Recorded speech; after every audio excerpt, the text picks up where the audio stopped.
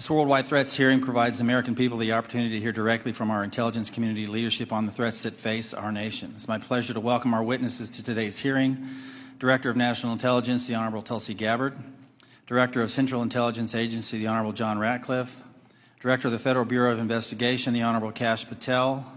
Director of National Security Agency, General Tim Hawk. Director of Defense Intelligence Agency, Lieutenant General Jeffrey Cruz. Thank you all for being here. First, I want to address an issue that was made public earlier this week regarding a group text message exchange that included several members of President Trump's national security leadership team and a journalist. Yesterday, our colleagues on the Senate Select Committee on Intelligence held their hearing on the annual threat assessment, and unfortunately, instead of exploring the real and existential threats that face our nation, which is the purpose of this hearing, this issue consumed most of their time. While I will address this topic further in my questions, it's my sincere hope that we use this hearing to discuss the many foreign threats facing our nation. I have deep concerns about the state of our national security. The war between Russia and Ukraine has just surpassed 3 years and now includes North Korean troops on the battlefield. Iran remains the world's largest state sponsor of terrorism, supporting terrorist organizations throughout the Middle East like Hezbollah and Hamas, fueling the latter's war with Israel and Gaza. The threat of the Chinese Communist Party, or CCP, has metastasized worldwide, expanding a robust military and espionage capability well beyond the Pacific, including here within the Western Hemisphere. The CCP's aggressiveness in operations below the level of armed conflict continues to grow. For example, they have sponsored cyber attacks against United States critical infrastructure and even recruited a New York State governor's office employee into being an undisclosed agent of the CCP.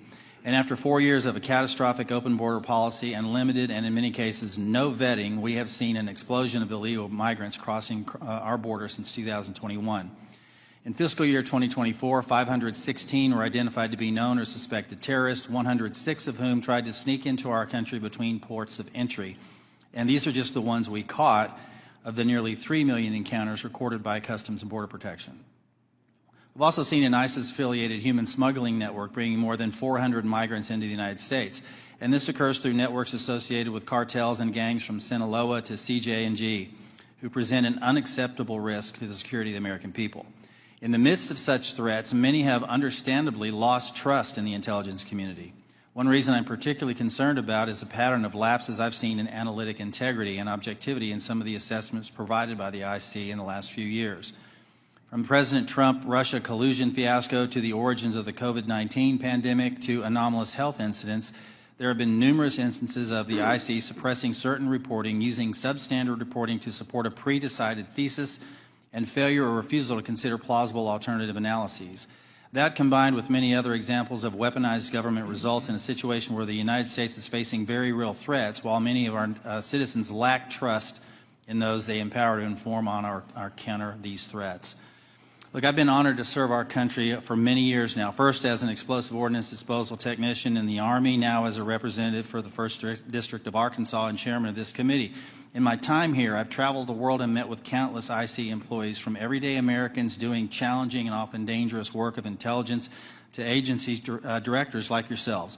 The vast majority of those people are honest, hardworking, patriotic Americans that silently and without accolades do difficult jobs, often in austere places, sacrificing time with their families and in some cases putting themselves in danger, all in order to serve the United States.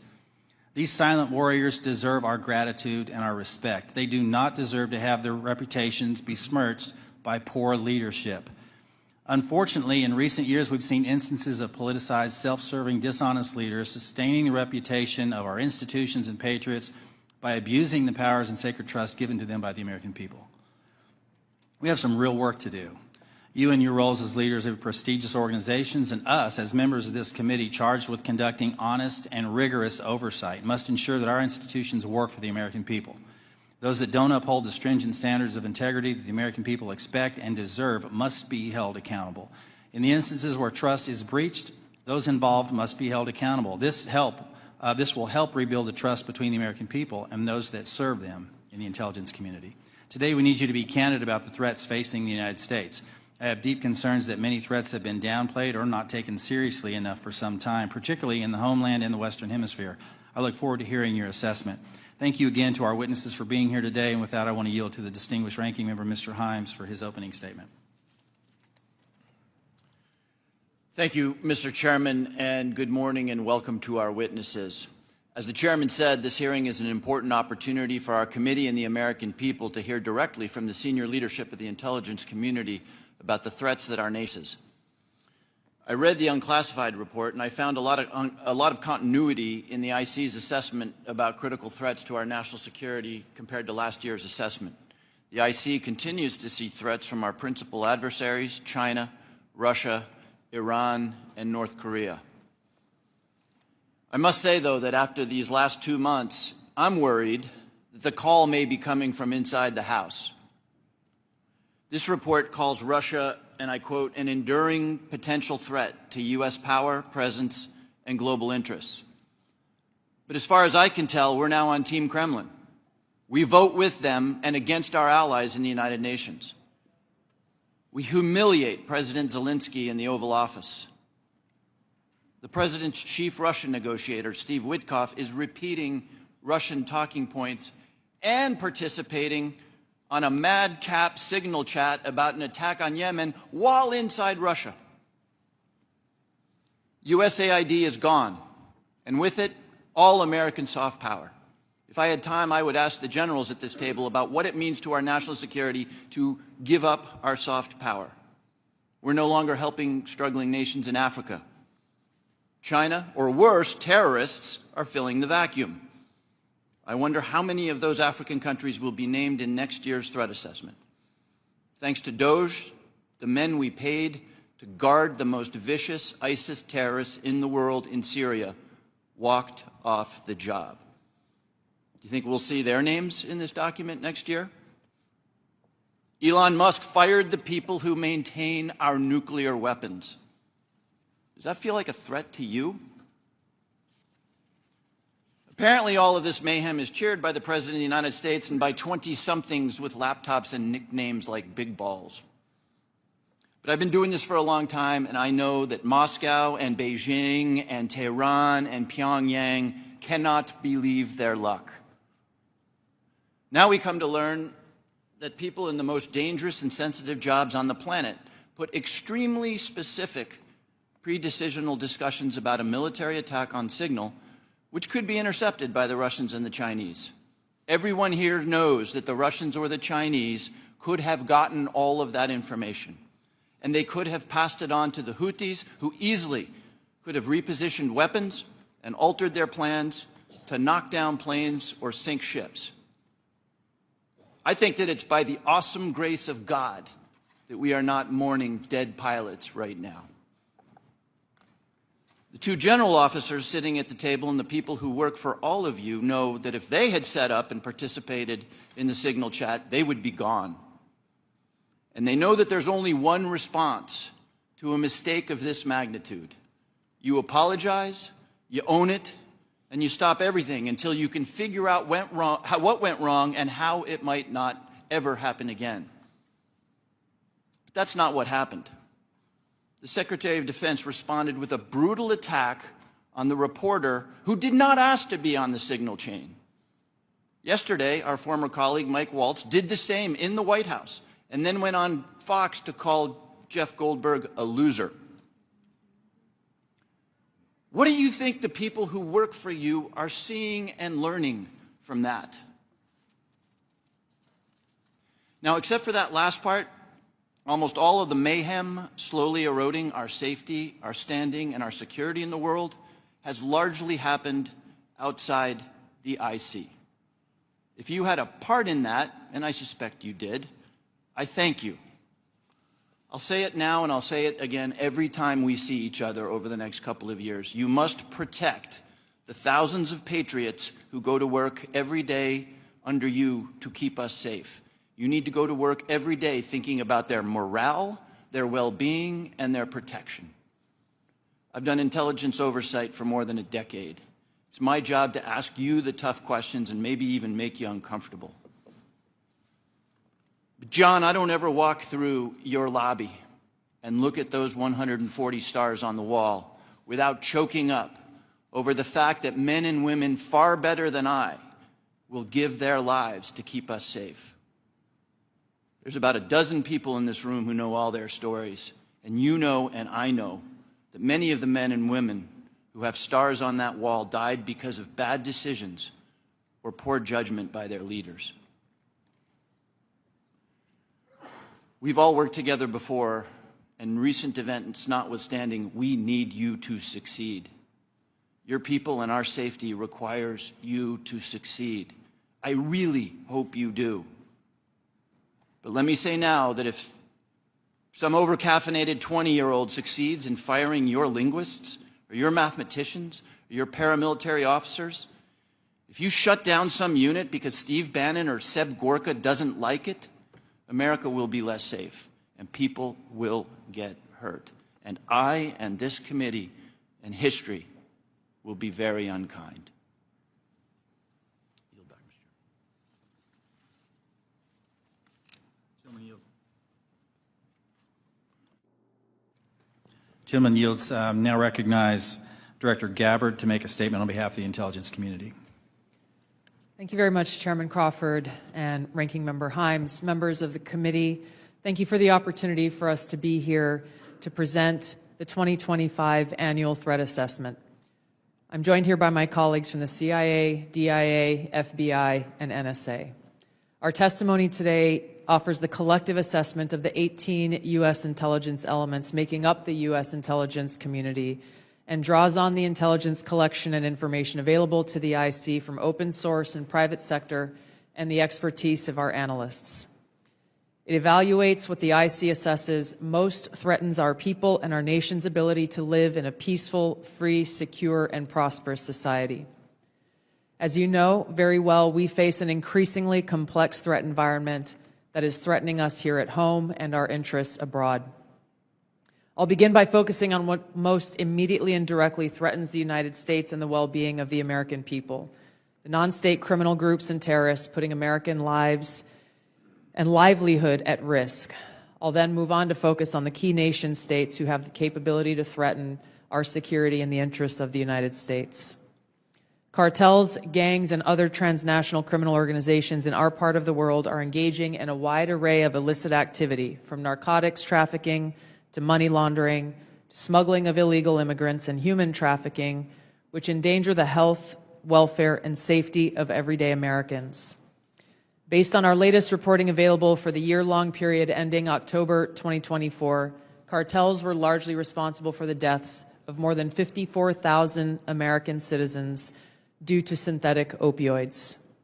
Mexico-based transnational criminal organizations are the main suppliers of illicit fentanyl to the U.S. market and are quickly adapting to enforcement and regulatory pressures by using multiple sources and methods to procure precursor chemicals and equipment, primarily from China and India, many of which are dual-use chemicals used in legitimate industries. Independent fentanyl producers are also increasingly fragmenting the drug trade in Mexico. The ready availability of precursor chemicals and ease of making illicit fentanyl have enabled independent actors to increase illicit fentanyl production and smuggling operations in Mexico. Cartels are profiting from human trafficking and have likely facilitated more than 2 million illegal immigrants encountered by law enforcement at the U.S. southwest border in 2024 alone, straining our vital resources and putting the American people at risk. Criminal groups drive much of the unrest and lawlessness in the Western Hemisphere. They also engage in extortion, weapons and human smuggling, and other illicit and dangerous revenue-seeking operations, including kidnapping for ransom, forced labor, and sex trafficking. While some of these key drivers of migrants are expected to persist, heightened U.S. border security enforcement and deportations under the Trump administration are proving to serve as a deterrent for migrants seeking to illegally cross our borders. U.S. Border Patrol apprehensions along the southwest border in January 2025 dropped 85% from the same period in 2024. Transnational Islamist extremists such as ISIS and Al-Qaeda and affiliated jihadi groups continue to pursue, enable, or inspire attacks against the United States and our citizens abroad and within the homeland to advance their ultimate objective of establishing a global Islamist caliphate. This includes heightened efforts to spread their ideology to recruit and radicalize individuals in the U.S. and the West. While the New Year's Day attacker in New Orleans had no known direct contact with ISIS terrorists, he was influenced and radicalized by ISIS ideological propaganda, as one example. Al-Qaeda and its affiliates continue to call for attacks against the United States as they conduct attacks overseas. These jihadist groups have shown their ability to adapt and evolve, including using new technology and tactics to spread their ideology and recruit new followers. A range of non-state cyber criminals are also targeting our economic interests, our critical infrastructure, and advanced commercial capability for extortion, other coercive pursuits, and financial gain. These actors are using a variety of tactics, including phishing, ransomware, and denial of service attacks to disrupt our systems and steal sensitive and lucrative information, using available technologies and taking advantage of U.S. cyber vulnerabilities. Ransomware actors last year, for example, attacked the largest payment processor for U.S. healthcare institutions, and another set of criminal actors conducted cyber attacks against U.S. water utilities. Some of these non-state cyber actors also operate as proxies for or emulate similar activities being carried out by major state actors. The IC sees China, Russia, Iran, and North Korea engaging in activities that could challenge U.S. capabilities and interests, especially related to our security and economy. They are in some cases working together in different areas to target U.S. interests and to protect themselves from U.S. sanctions. At this point, the IC assesses that China is our most capable strategic competitor.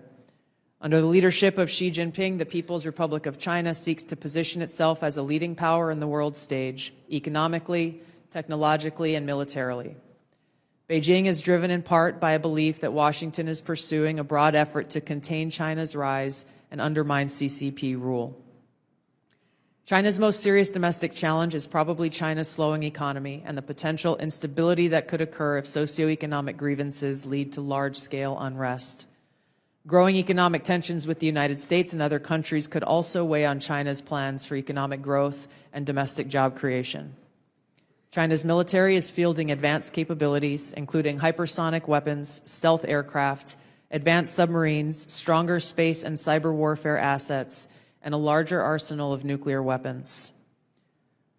While it appears they would like to develop and maintain positive ties with the United States and the Trump administration to advance its own interests and avoid conflict, China is building its military capability in part to gain an advantage in the event of a military conflict with the United States around the issue of China's efforts towards unification with the Republic of China or Taiwan. Beijing is advancing its cyber capabilities for sophisticated operations aimed at stealing sensitive U.S. government and private sector information and pre-positioning additional asymmetric attack options that may be deployed in a conflict. China's cyber activities have been linked to multiple high-profile breaches, including last year's massive compromise of U.S. telecom infrastructure, commonly referred to as Salt Typhoon. Beijing currently dominates global markets and strategically important supply chains, for example, with the mining and processing of several critical minerals. In December, China imposed an export ban to the United States on gallium, germanium, and antimony, all of which are important to the production of semiconductors and our defense technologies. This was in direct response to U.S. export controls on chips designed to broadly limit PRC access to advanced chips and chip-making equipment. China also aims to compete in other critical global industries, including AI, legacy semiconductor chip production, biomanufacturing and genetic sequencing, and medical and pharmaceutical supply production. Russia's nuclear and conventional military capabilities, along with its demonstrated economic and military resilience, make it a formidable competitor. Moscow has more nuclear weapons than any other nation that could inflict catastrophic damage on the United States and the world in the event of a major war that Russian leaders feared put them and their regime at serious risk. In late 2024, Russia announced updates to its public nuclear doctrine, expanding the conditions under which Russia would consider using nuclear weapons. Russia is building a more modern and survivable nuclear force designed to circumvent U.S. missile defense through reliable retaliatory strike potential. It intends to deter the U.S. by holding the U.S. homeland at risk and by having the capabilities to threaten nuclear war in a conflict. Russia's developed advanced cyber capabilities and has attempted to pre-position access to U.S. critical infrastructure for asymmetric options and make it a persistent cyber threat. Russia's cyber activities have been linked to multiple high-profile breaches, including the 2023 hack of Microsoft. Russia is also fielding new capabilities in anti-satellite weapons meant to degrade U.S. and allied space infrastructure. Among Russia's most concerning developments is a new satellite intended to carry a nuclear weapon as an anti-satellite weapon, violating long-standing international law against such activity and putting the U.S. and global economy at risk.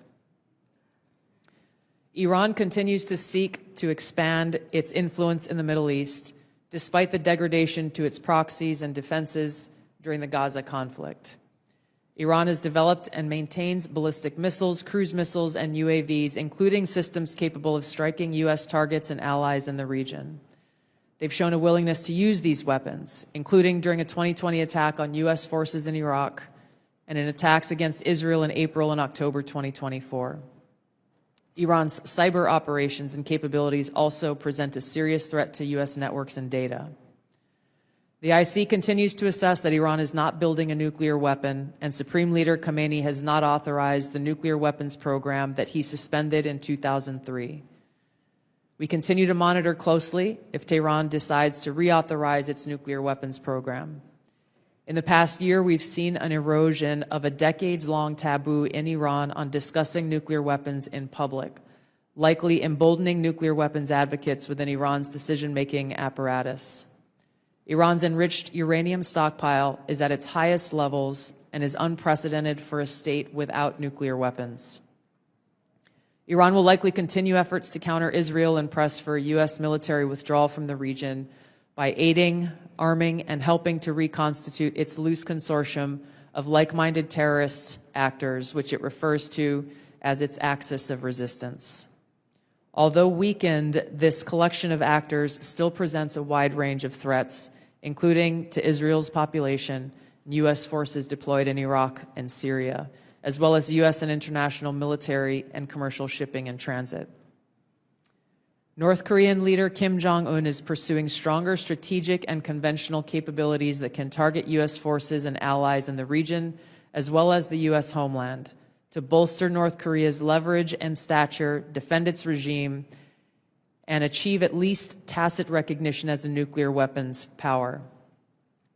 Kim's recently cemented strategic partnership with Russia supports these goals by providing him with greater financial, military, and diplomatic support, reducing its reliance on China, and providing North Korean forces and weapons systems with warfighting experience. Kim views his strategic weapons advances, its deepening ties with Russia, and its economic durability as strengthening his negotiating position against Washington's demands for denuclearization and lessening Kim's need for sanctions relief. Since 2022, China, Russia, Iran, and North Korea have grown closer. Removing the accelerant of the war in Ukraine is unlikely to revert these bilateral relationships to a pre-war 2021 baseline, leaving room for new strategic priorities and world events to create new incentives or challenges to their expanded cooperation. Russia has been a catalyst for much of this expansion, driven heavily by the support it has needed for its war against Ukraine, including protection from U.S. and Western sanctions. In addition to exchange of military and other resource capabilities with North Korea, Russia has relied more heavily on China's financial and defense industry backing and has increased combined military exercises with China. With Iran, Russia has also expanded financial ties to mitigate sanctions. Iran has become a critical military supplier to Russia, especially of UAVs, in exchange for Russian technical support for Iranian weapons, intelligence, and advanced cyber capabilities. The threats that we see to the U.S. to U.S. national security are both complex and multifaceted. In closing, I want to address briefly the signal chat issue that I know many of you are concerned about. The President and National Security Advisor Waltz held a press conference yesterday with a clear message. It was a mistake that a reporter was inadvertently added to a signal chat with high-level national security principals having a policy discussion about imminent strikes against the Houthis and the effects of the strike. National Security Advisor has taken full responsibility for this, and the National Security Council is conducting an in-depth review along with technical experts working to determine how this reporter was inadvertently added to this chat. The conversation was candid and sensitive, but as the President National Security Advisor stated, no classified information was shared. There were no sources, methods, locations, or war plans that were shared. This was a standard update to the National Security Cabinet that was provided alongside updates that were given to foreign partners in the region. The Signal Message app comes pre-installed on government devices. In December of 2024, CISA stated, quote, "We strongly urge highly targeted individuals to immediately review and apply best practices provided in the guidance to protect mobile communications, including consistent use of end-to-end encryption." And they named Signal as an app as an example of such an end-to-end encrypted messaging app. Ideally, these conversations occur in person. However, at times, fast-moving coordination of an unclassified nature is necessary where in-person conversation is not an option. I'm also aware that a lawsuit was filed yesterday on this issue. As a result of that pending litigation, I'm limited in my ability to comment further on that specific case. My Office of General Counsel will be in close contact with the Department of Justice on this matter. The most important thing to the American people and to all of us is the success of this military operation against terrorists who have been and continue to attack American service members was extremely successful, thanks to the leadership of President Trump and the actions of our brave men and women in uniform. As the heads of the American people's intelligence community, we will continue to provide the President, you in Congress, and our warfighters with timely, unbiased, relevant intelligence to keep our country secure, free, prosperous, and at peace. Thank you, Mr. Chairman. Thank you, Director Gabbard. We now turn to member questions. I'll recognize myself for 5 minutes. I want to talk about, before I get into the threats, I want to talk about something we've talked about in this committee and in this setting before. We've had IC agency leaders commit to complying with our document requests but not follow through. And I don't know if this is due to direction from previous administration or middle management obstruction, but I find it completely unacceptable. In fact, I had to subpoena the NSA in order to cooperate with our AHI investigation last year. As you all know, it's the charge of this committee to conduct rigorous oversight, and part of that oversight is occasionally requires us that we request documents from your organizations to enable our investigations. We cannot adequately do our jobs without your partnership and your cooperation. General Hawk and General Cruz, we had this conversation here before last year, and I'm not satisfied with your responsiveness. Therefore, I'm going to ask that question again on the record in this open setting to each of you. Do I have your unequivocal commitment to cooperating with document or other information requests from this committee, General Hawk? You do, Chairman. Thank you, General. Director Patel. You do, Mr. Chairman. Director Gabbard. Yes, Chairman. Director Ratcliffe. Yes, you do, Chairman and Ranking Member. And I want to start by saying it's good to be back. It's good to see you. And as you all know, I have a special appreciation for the work that this committee does, having previously been a member. I also understand the importance of the oversight role that it has. And so you have my full commitment and my understanding about what your responsibilities are and my obligation to keep you fully and currently informed, and I will do that. Appreciate that. General Cruz. Chairman, of course, you have our continuing support on this critically important effort for the nation. Thank you. I appreciate that. I want to turn now to something that's a topic of conversation and really needs to be, and that's our own neighborhood here in our Western Hemisphere. I mentioned in my opening statement, I'm deeply concerned about encroachment in the Western Hemisphere, not just by China, but other adversaries like Russia and Iran, from Russian military cooperation with and support to Venezuela and Nicaragua, CCP-linked companies' acquisition of critical assets in Central and South America, Iran's defense agreement with Bolivia, the establishment of a technical military cooperation commission including Venezuela, Cuba, China, Russia, and Iran. And I could list several more alarming examples. I'm afraid we've focused so much of our attention across the world that we've lost sight of our own neighborhood. leading to the anti-American regimes gaining permanent footholds within striking distance of the homeland. So, Director Gabbard, to the extent that you can discuss it in this setting, what is the intelligence community's assessment of adversary encroachment in the Western Hemisphere? Thank you, Mr. Chairman. We'll be able to go into greater detail in the closed session, but the intelligence community assessment reflects what you have just detailed and outlined.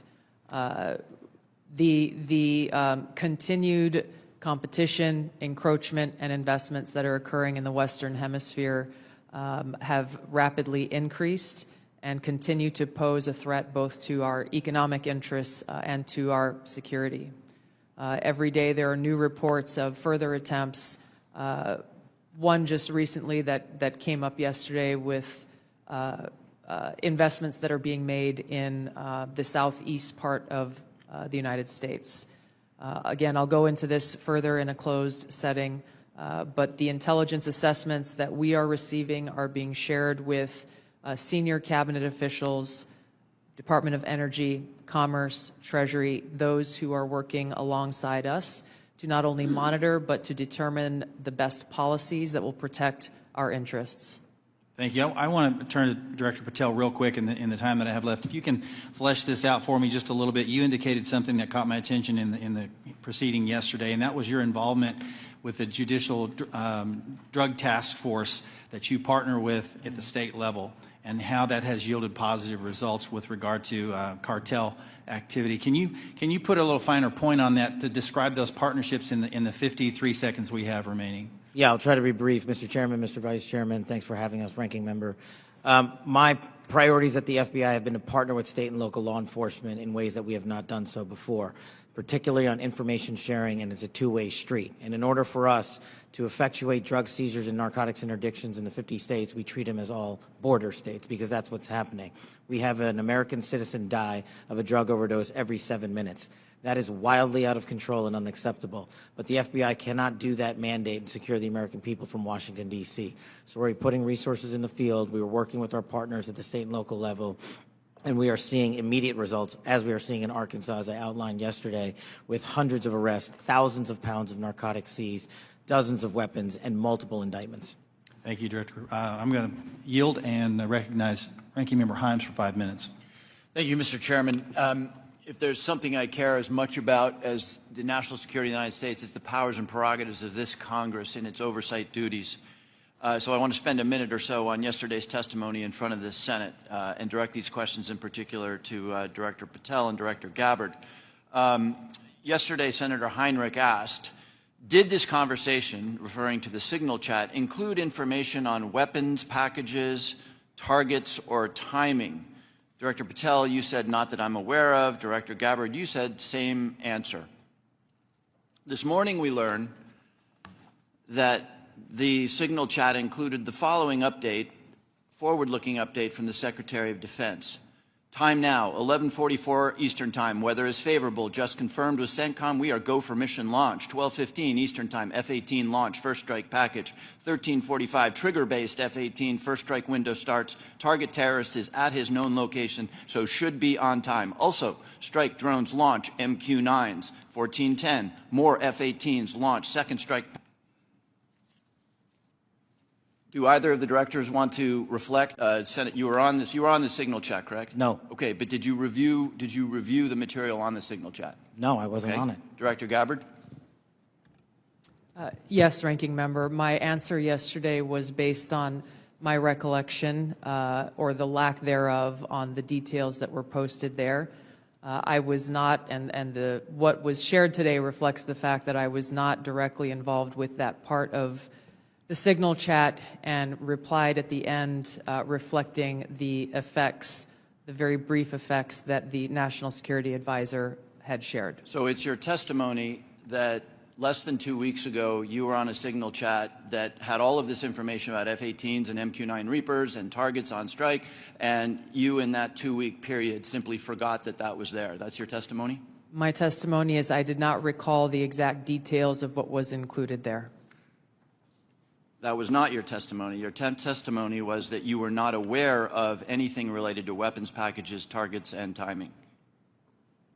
As the testimony yesterday continued on, there were further questions related to that, where I acknowledged that there was conversation about weapons, and I don't remember the exact wording that I used, but I did not recall the specific details that were included. Director Gabbard, you've reasserted that there was no classified information. I think we can all agree that that information shouldn't have been out there. But let me ask you this. Are you familiar with the ODNI's classification guidance?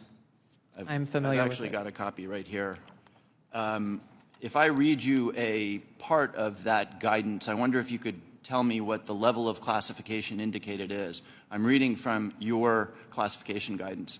And the criteria is information providing indication or advance warning that the U.S. or its allies are preparing an attack. Do you recall what your own guidance would suggest that that be classified? I don't have the specifics in front of me, but it would point to what was shared would fall under the DoD's classification system and the Secretary of Defense's authority. So let me help you, because there's a very clear answer. And what is not. I guess you don't have it, but information providing, this is the ODNI guidance, information providing indication or advance warning that the U.S. or its allies are preparing an attack should be classified as top secret. Do you disagree with that? I don't disagree with that. I just point out that the DoD classification guidance is separate from the ODNI's classification guidance. Do you think it would be materially different? Ultimately, the Secretary of Defense holds the authority to classify or declassify. Do you think it's likely that DoD guidance is materially different from what I just read? I haven't reviewed the DoD guidance, so I can't comment.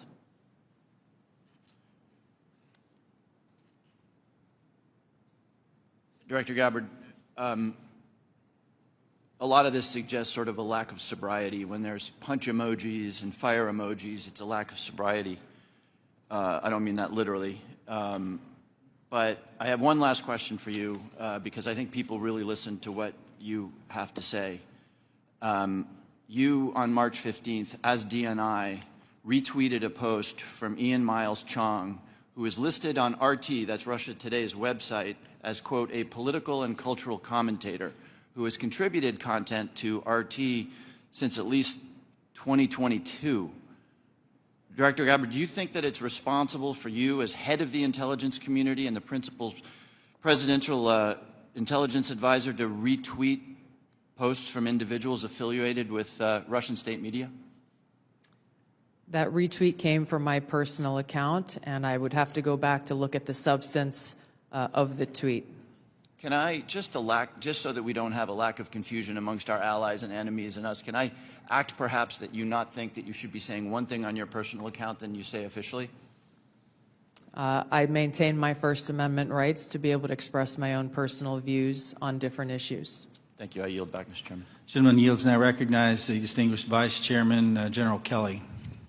Yeah, I'd now, for the first 30 seconds, Mr. Ratcliffe, or Director Ratcliffe, formerly known as Texas, from this Mississippi guy, I'd like to give you 30 seconds if you have anything to respond to what Ms. Gabbard Director Gabbard, I'm sorry, just said. Well, Mississippi, it's good to see you again, and I appreciate the opportunity. You know, there's so much talk about this Atlantic article and about things that were said and that could have happened instead of a focus on what did happen. So my responsibility as CIA director, one of its responsibilities is to kill terrorists. And that's exactly what I did along with President Trump's excellent national security team.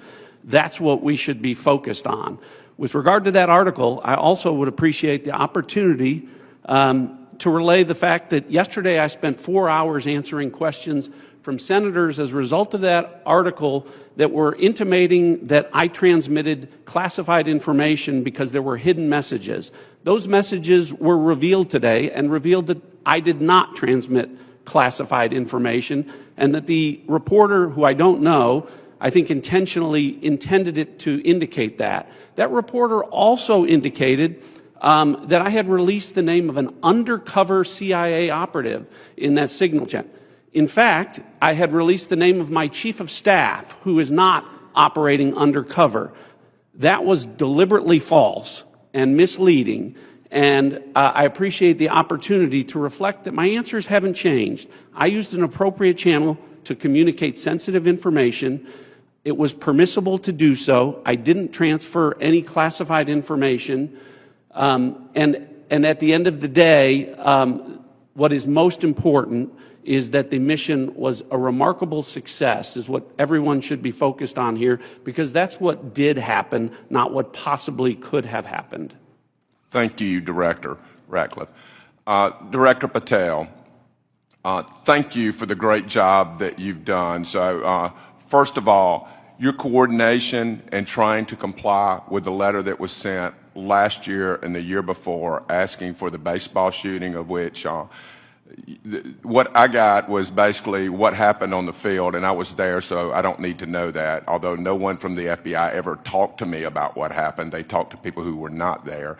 But I appreciate your commitment to getting us the full unredacted report, or the redactions, or to protect innocent people who are not part of the process, not the people who made decisions to classify that as suicide by cop as opposed to an assassination attempt of many members of Congress, of which I was one. Thank you for your commitment, Director Patel, because I know that you will give us what we have asked for so that we can put this to rest, Mr. Winstrup, myself, and several others. Can I get your commitment to do that, Director Patel?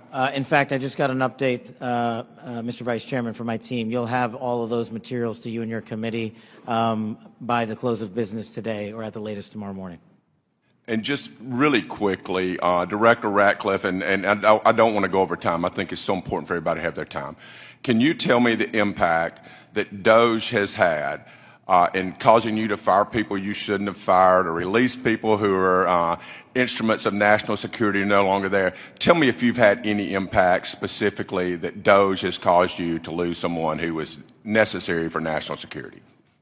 Given the fact that as of this date, no one from DOGE has been on the CIA campus, and I've had no direct communication with DOGE other than conversations with Elon Musk at cabinet meetings, I would say the impact is zero. Director Patel? I'm in a similar situation. We do work with DOGE on government efficiencies, but I have not seen any negative impacts at the FBI. Thank you very much. And Director Gabbard, it's good to see you again, too. You know, I think we were freshmen together, you and I and Director Ratcliffe, and I'm here and you guys are like there. Have you seen any impact across the whole IC that DOGE has caused things that you can't respond to? Yeah, thank you, Congressman. It's great to see you all again here. The answer is no. Similar with Director Ratcliffe, DOGE has not been at ODNI. The President understands the essential national security mission that we have, and we are going through our own internal assessments to ensure we're achieving the effects in an efficient way that is responsible to the American taxpayer. Yield back, Mr. Chairman. Gentleman yields. Mr. Carson. Thank you, Chairman, to the witnesses, many of whom I've worked with in the past. It appears that this year's report omitted any discussion of transnational concerns like global health security, infectious diseases, and the role of conflict, violence, and political instability play as drivers of migration. Coupled with the administration's cuts to USAID and other international assistance, particularly health and humanitarian assistance, won't these reductions and eliminations increase regional instability and volatility in areas already at high risk for threats? Was the IC consulted at all in the decisions to eliminate such critical funding, and why weren't these risks included in this year's report? Thank you for the question, Congressman. The direction that I gave to our National Intelligence Council as they were putting together the annual threat assessment was to focus on the most direct and extreme threats that we face from non-state and state actors. While I acknowledge the factors that you've mentioned create an environment that our operators and intelligence officials need to be aware of, This year's annual threat assessment was really more targeted to focus on the direct threats that we have the ability to affect and impact. Some of those were included here that you mentioned with regard to the effects and impacts of USAID. That assessment has not yet been done, or at least to my knowledge, and was not considered to be included here. Director Patel, this year's assessment, sir, confirms a threat I've worked on for a number of years, domestic extremists, including lone wolves, white nationalists motivated by racial or anti-government grievances, even religious grievances. Mr. Director, a few yes or no questions. Do you, sir, agree that these domestic threats must be addressed as thoroughly as foreign extremists? All threats like that will be treated equally, yes, sir. Is it true, sir, you moved personnel out of the FBI section responsible for countering domestic violent extremists? I don't believe I did that. Is it true, sir, that you've discussed disbanding this section? I don't believe I've done that. Will you pledge today, sir, not to disband this critical section? I will pledge to you today that any personnel matters that are being worked on currently, once finalized, the congressional notification will be published to your committee.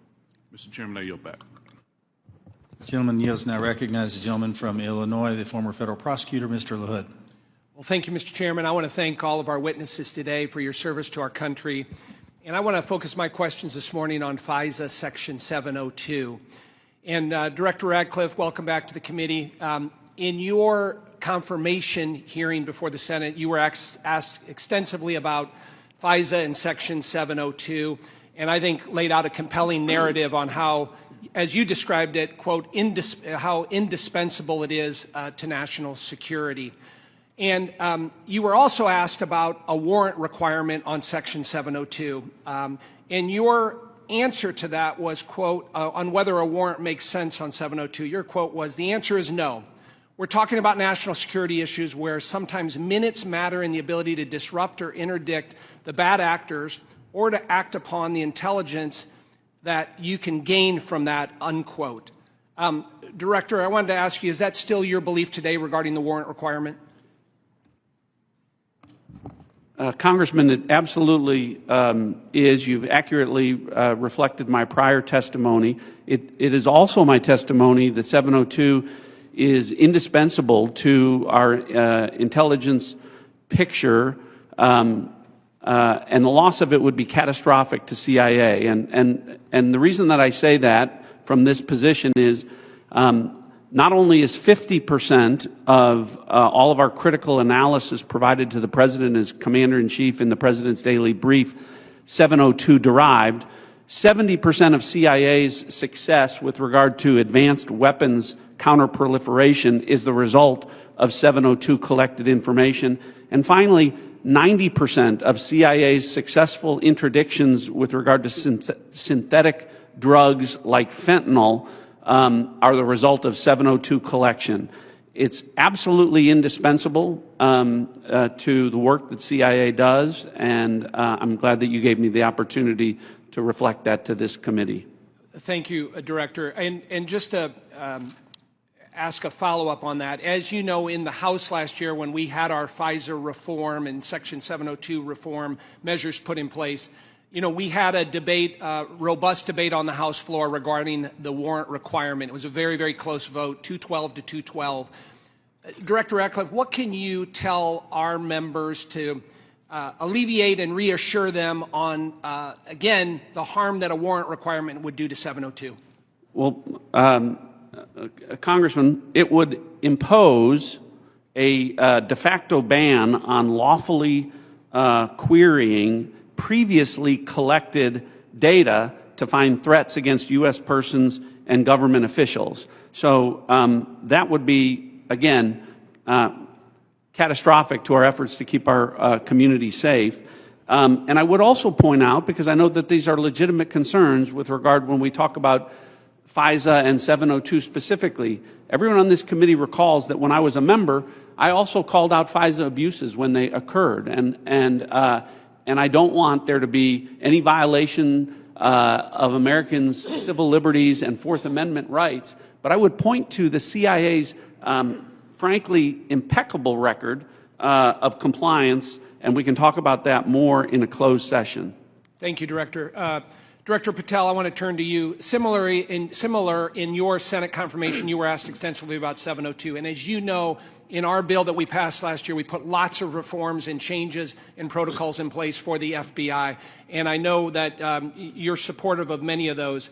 Specifically on the impracticalities of a warrant requirement on 702, you were quoted as saying, when you were asked about it, it is almost impossible to make that function of the warrant requirement work and to serve the national no-fail mission. Is that still your testimony here today? It's great to see you, Congressman, and yes, that's my testimony. Thank you. As you know, the reforms that we put in place were significant, requiring the FBI personnel to get a supervisor or attorney approval to conduct U.S. person inquiries, requiring high-level approvals up to the FBI deputy director level before certain queries are conducted on U.S. elected or appointed officials, candidates, or media personnel, requiring the Department of Justice to audit all U.S. person queries performed by the FBI within 6 months of each, of 6 months of each query, reducing the number of FBI personnel who have the ability to query. Can you talk about the current implementation of those reforms and how that's going, Director Patel? Absolutely. With probably the most recent one, in terms of 702 query reviews, we only have about 200 left when it comes to U.S. persons, and we will promulgate those findings to you. But as of today, of all the U.S. persons queried in the 702 databases, there's only been one instance of negligent conduct. We have already implemented limited access to those who actually know how to use the FISA process in 702, and we have implemented a direct reporting structure to the Office of Director and the Deputy Director to make sure that anyone, whether it's intentional or unintentional, abuses the 702 query system is brought to our attention immediately, and we will take that on for action directly. And in terms of piggybacking off Director Ratcliffe's, the public defender in me realizes the importance of constitutional due process more than anyone. The staffer in me from the House Intelligence Committee may be the only person who has worked more on FISA reform and exposing FISA abuse in modern congressional history. And the terrorism prosecutor in me and the JSOC civilian in me tells me that we cannot do away with 702 or FISA Title I and Title III, but we can work with you and your committee to make it better. I don't know all those ideas. I don't have all those answers, but you have my commitment that we will use it appropriately going forward. Thank you, Director. I yield back. Gentleman yields. Mr. Castro. Thank you, Chairman. Tulsi, you and I came into the Congress together in 2013. And Cash, you and I was serving on the Intelligence Committee when you worked on the Intelligence Committee. And John, you and I are both from Texas, and we both served together on the Intelligence Committee. The idea that this information, if it was presented to our committee, would not be classified, y'all know is a lie. That's ridiculous. I've seen things much less sensitive be presented to us with high classification. And to say that it isn't is a lie to the country. I want to ask the generals now. The NSA is principally in charge of intercepting things like signals intelligence from other countries. General, I want to ask you, if your organization, your agency, intercepted something like this from Russia or China or some other country, would you consider this classified information? Representative, we would be classifying based off of our sources and methods. So those would be the things that, in terms of how we process, how we would be able to obtain the information and how we'd report it, Sure. we would classify based off of our source and method. So if you knew that the Secretary of Defense and the National Security Advisor of Russia or China and the head of the Foreign Ministry and all of the folks who were associated with that signal chain, if you intercepted that information, General, would you consider it classified? So it would be classified based off of our collections. So the NSA would classify it, would Based off determine it as of classified. the protection of our own source and method, not necessarily based off the content, but how we collected that information. But it would be classified. Well, we certainly wouldn't be collecting on a U.S. person conversation. No, I understand. I'm saying but if you did your job and collected it from the Russian Foreign Ministry and the National Security Advisor and the Secretary of Defense and the President's Chief Advisor, there is no way, having sat on this committee for 9 years, that somebody would come in with that information and give us something that says, unclassified, you can walk out of this room with this information and give it to whomever you want. You know, with all respect, you and I worked on the committee at the same time. Tulsi, you and I came in together. I've never had an issue of beef with you. John, you and I are both from Texas. Y'all know that's a lie. It's a lie to the country. I want to ask about the Alien Enemies Act really quick while I have time. The President has used the Alien Enemies Act, a wartime authority last used to detain German and Japanese nationals during World War II, to summarily deport people accused of being members of the Venezuelan gang Tren de Agua. To invoke this law, the President must demonstrate that the United States is under invasion by a foreign nation or government. They have alleged that we are under invasion by the Venezuelan government. The idea that we are at war with Venezuela would come as a surprise to most Americans. The unclassified version of the annual threat assessment the intelligence community just released makes no mention of any invasion or war that we are fighting with the nation of Venezuela. You would think our nation being at war would merit at least a small reference in this threat assessment. And Director Ratcliffe, does the intelligence community assess that we are currently at war or being invaded by the nation of Venezuela? We have no assessment that says that. Thank you. In invoking the law, the President alleged that Tren de Agua is, quote, undertaking hostile actions against the U.S. at the direction, clandestine or otherwise, of the Maduro regime in Venezuela. Director Gabbard, does the intelligence community assess that the Venezuelan government is directing Tren de Agua's hostile actions against the United States? There are varied assessments that came from different intelligence community elements. I'll defer to Director Patel to speak specifically to the FBI assessment. But let me ask you, so you're saying there are conflicting assessments that have come from the IC? That's correct. Okay, thank you. We'll take it up in closed session. All right. You know, your threat assessment makes issue of, highlights fentanyl trafficking as a top threat to the United States, yet support for law enforcement cooperation with Mexico has been put on hold, and there's been a threat of invasion to Mexico by the United States. You assess that Russia's advanced cyber capabilities make it a persistent counterintelligence cyber threat, yet the administration shut down the unit at the Cybersecurity Infrastructure Agency tasked with stopping Russian cyber attacks. There are so many other ways that the actions of this administration have contradicted this threat assessment, and the administration is making the world and the United States more dangerous. I yield back. The gentleman yields. The gentleman from Pennsylvania, Mr. Fitzpatrick. Thank you, Chairman Crawford. Thank you to all of our witnesses for being here. I look forward to working with each and every one of you to keep our country and our planet safe. I wanted to carry on the topic of Section 702 reauthorization. Representative LaHood and I did a lot of work on this over the past 2 years. As you all know, last Congress, this committee worked in a bipartisan manner to advance the reauthorization of what most of us, if not all, deem to be our country's single and most important national security tool. The result was what was titled the Reforming Intelligence and Securing America Act, which not only reauthorized Section 702, but equally important, it provided necessary reforms to our intelligence community in an effort to address past abuses. This was the largest single reform of the FBI and the IC in a generation, making sure that there are appropriate compliance guardrails that enhance accountability while still protecting the critical tools necessary for our nation's security. Just to name a few, in 2009, Section 702 protected our nation from an attack by an al-Qaeda member who intended to detonate explosives in the Manhattan subway lines. In 2014, Section 702 helped prevent attacks by assisting in the removal of ISIS leader Haji Imam. In 2022, Section 702 contributed to the U.S. government's operation against the last remaining 9/11 architect, Ayman al-Zawahiri. And as we saw in the horrendous attacks of October 7th, an attack on the people of Israel, where Hamas killed over 1,200 innocent civilians, intelligence collection is essential to the safety and security of our population. We must never, ever see another attack the likes of 9/11. Especially as a result of a self-inflicted intelligence failure.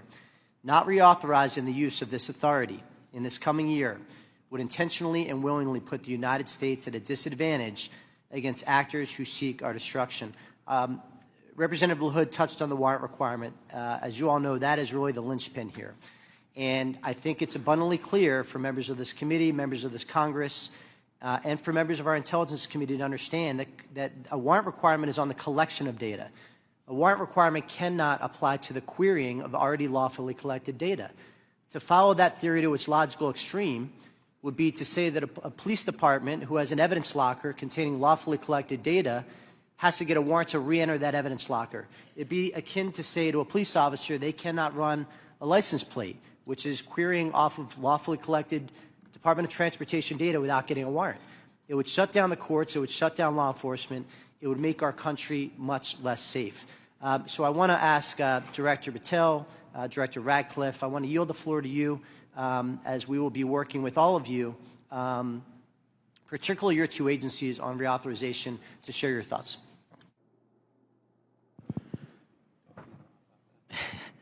So it's great to see you, sir, and thanks for the question. Look, on 702, just to flesh out some of the more specific operational use that I have, it which specifically relates to what you just said. When I was a terrorism prosecutor, we used 702 directly to prevent the shopping mall in Houston from being blown up. We used 702 collection directly to prevent an attack on the state capitol in the state of California. And those individuals were prosecuted and are currently in prison. And balancing that awesome responsibility with the constitutional protections that every American should have when we're talking about U.S. persons specifically is something that I keep in mind on every single decision surrounding 702. But as Director Radcliffe stated, and has been my experience, while I understand and appreciate the concerns for the warrant requirement based on U.S. persons, if there is a solution that allows that to happen in real time, then we can have that discussion. But I have not encountered one, and thus it obviates the need in my perspective, in my mission set to protect the American people and hunt down criminals in its application. So where it is now with the reforms you all have implemented, we've done a great job on protecting American civil liberties, and I'm always open to, and I do believe we can do some more. Director Radcliffe. Good to see you again, Congressman. I agree with Director Patel's comments with regard to that. I'll start out by saying, obviously in this role, I'm not a policymaker. But at the appropriate time, when this comes up for renewal, I think I've made it clear and will make it clear from the CIA's perspective the indispensability of 702 as a tool to providing the Commander-in-Chief an accurate picture of the threat environment. You mentioned some examples of 702 success. When we get into the classified session, later this afternoon, I have some further examples of 702 success that we can talk about, and I think that reflects my position. Thank you all. I yield back. The gentleman yields. Mr. Krishnamurthy. Good morning. Thank you, Mr. Chair, and thank you to our witnesses for coming. Thank you for your service. Director Gabbard, you said no classified information was included in the signal chat, correct? That's correct. And President Trump also said there was no classified information in the signal chat. And Secretary Hegseth said nobody was texting war plans. There was absolutely no classified info in that chat. Lieutenant General Cruz, I'd like to talk to you about a couple things real quick. Executive Order 13526, Section 1.4a. This is the Trump administration's executive order with regard to classified information. It says, information shall be classified if its unauthorized disclosure could reasonably be expected to cause damage to national security, including military plans, weapons systems, or operations. You don't disagree that that's accurately quoted, right? That's an accurate quote from the executive order. And DOD 5200.01, this is the DOD's manual on classification, says, quote, information shall be classified if its unauthorized disclosure could reasonably be expected to cause describable damage to national security. This includes military plans, weapon systems, or operations. You don't disagree that I quoted that accurately, right? That's also an accurate quote. Can I show you I'd like to show you the text that Secretary Hegseth actually published to the world. Now, Lieutenant General Cruz, as Ranking Member Himes said, it says, time now, weather is favorable, just confirmed with CENTCOM we are a go for mission launch. Then it says at 12:15 Eastern, F-18s launch first strike package. F-18s are military systems, correct? Weapon systems. They are. Okay. 13:45, trigger-based F-18 first strike window starts. Target terrorist is at his known location, so should be on time. Also, strike drones launch MQ-9s. MQ-9s is a weapon system, correct? They are. Okay. I think applying the executive order as well as the DoD manual to this fact pattern, we clearly have weapon systems that have been identified. That is classified information. Now, the reason why it's important that this information not be disclosed is that we don't want the adversaries to know what's about to happen, right, sir? Well, I would draw a small distinction there. You referenced and asked if that platform, those two platforms are weapon systems. They are, but those terms are used all across the globe in a lot of contexts. So it's really about how they're used in the context of this particular document. I just want to clarify that the use of those terms, I understand. Yeah. In this situation, those are operational details.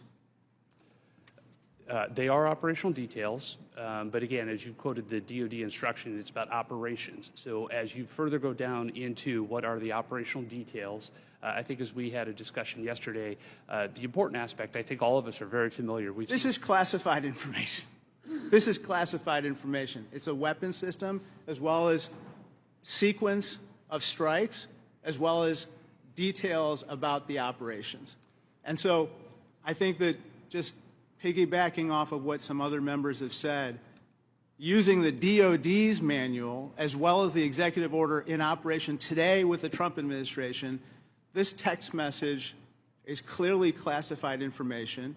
Secretary Hegseth has disclosed military plans as well as classified information. He needs to resign immediately. He needs to resign immediately, and a full investigation needs to be undertaken with regard to whether other similar signal chats are occurring in this administration. I'd like to turn my attention to another topic. Director Patel, according to the DOJ, in 2022, the FBI-led Joint Terrorism Task Force, JTTF, in my hometown of Chicago, valiantly led efforts to prevent a plot to attack Naval Station Great Lakes in Illinois. You don't dispute that, do you, sir? I'm not familiar with it, but I don't dispute what you're telling me. Thank you. A memo obtained by ABC 7 News of Chicago said that this task force will now be, quote, actively supporting, close quote, the Department of Homeland Security and its immigration enforcement. You don't dispute that either, do you? I'm just not familiar with it, sir. Okay. Sir, I just have to say, the DOJ has now tasked JTTFs to shift some resources to immigration enforcement efforts. And I don't say this lightly, if there's a terrorist attack anywhere in the country, including in Chicago, and it was because the JTTFs in part shifted resources, they'll be held to pay. Thank you, sir. Gentleman's time has expired. Gentleman from Georgia, Mr. Scott. Thank you, Mr. Chairman. Director Gabbard, was the target terrorist named in the text, or was it simply referred to as target terrorist? The target was not named. Thank you. Was the location named? Congressman, no locations were named. Thank you. Director Patel, there was a specific accusation made about how close we are working with Mexico currently. My understanding, and I want to congratulate you on this, and I think it shows a shift of focus at the FBI since you've taken over to what it should have been doing all along, which is chasing the 10 most wanted that are threatening our country. My understanding is that 2 of the 3 were actually arrested in Mexico and are being extradited back to the United States. Is that correct? Yes, sir. We have been working. One of the first meetings I took as FBI director was my counterpart, Secretary Farouche, in Mexico. And subsequent to that, we have repaid or extradited or expelled from Mexico 2 top 10 of the FBI's most wanted list and 33 other criminals. Well, it sounds to me like we're working closer with them today than we have in the last several years, and that the focus of the FBI has shifted to actually protecting American citizens instead of arresting pro-life protesters. Our mission is to find violent criminals wherever they are, and if they're in Mexico, we're going to get them. Thank you. And I appreciate you, and I appreciate the change in the focus of the FBI. I want to talk with you a little bit about the counterintelligence threats, one of which was an active-duty U.S. Army soldier charged with conspiring to transmit national defense information to individuals located in China. What can you say in this setting, or can you briefly explain your work with interagency partners to identify and neutralize counterintelligence threats in the United States around this example? For me, sir? Yes, sir. So generally speaking, on counterintelligence and countering espionage, whether it's from adversaries like the CCP, Russia, Iran, or otherwise, we have prioritized them as an equally violent criminal enterprise seeking to do harm to our critical infrastructure and also to exploit and steal our data, whether it's government or private personnel. And so we have expanded our resources into them and working with the interagency to make it a priority. Okay, thank you. I want to move on to the issue of the threshold of parole under the previous administration and the number of illegal immigrants that have come into this country, including people with known membership in terrorist groups. For those individuals that pose a risk and that we have captured and are being deported, are we sharing the biometric and biographic information with our allies to mitigate their ability to relocate or operate abroad? What we are doing at the FBI is sharing the information we're allowed to with our Five Eye partners, and then on an individual basis, we are trying to share information with other partners who deemed individuals that they find of consequence. Okay. As you move further into your position, if you have additional recommendations on how we better share information, please let us know. Yes, sir. Director Ratcliffe, China's influence on the Panama Canal has increased since 2017. Panama became the first Latin American country to sign on to China's Belt and Road Initiative. Can you talk about not just China embedding itself into the various canal-related sectors and operations, but what other areas in Central and South America have China and others increased their presence, and what examples concern you the most? Thanks, Congressman. Appreciate the question. I do want to comment.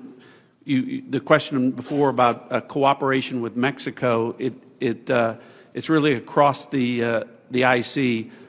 When Mexico's Secretary General Omar Harfuch, head of Mexican security, was here, he not only met with Director Patel, he met with Director Gabbard, and he met with me. So we have been working on that, again, to the benefit of both our countries. To your point, the PRC throughout Central and South America continues to attempt to use its soft power to gain a foothold. They use direct aid to countries that need it. They also provide funding to universities to get a foothold to create influence. And you mentioned the Panama Canal, and you've seen the diplomatic efforts of the administration to address that and push back on PRC ownership of the canal locks. But that ties into what the IC is doing. In these instances, it's important for us, Congressman, to the best way we can operate is to provide intelligence to countries in Central and South America, to provide them with briefings, which we do, to provide them with tailored analysis of our intelligence about how China is manipulating them, about how China is hacking them, the things that China is doing to gain a foothold, and Russia and Iran throughout that area. So the CIA is very much focused on that. Gentleman's time's expired. Mr. Crow. Thank you, Chairman. General Hawk, the NSA recently warned its employees not to use the Signal app. Is that correct?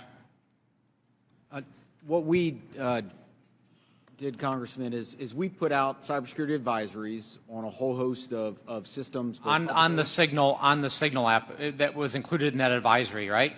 What we've done is we've put out an advisory on how to use the Signal app.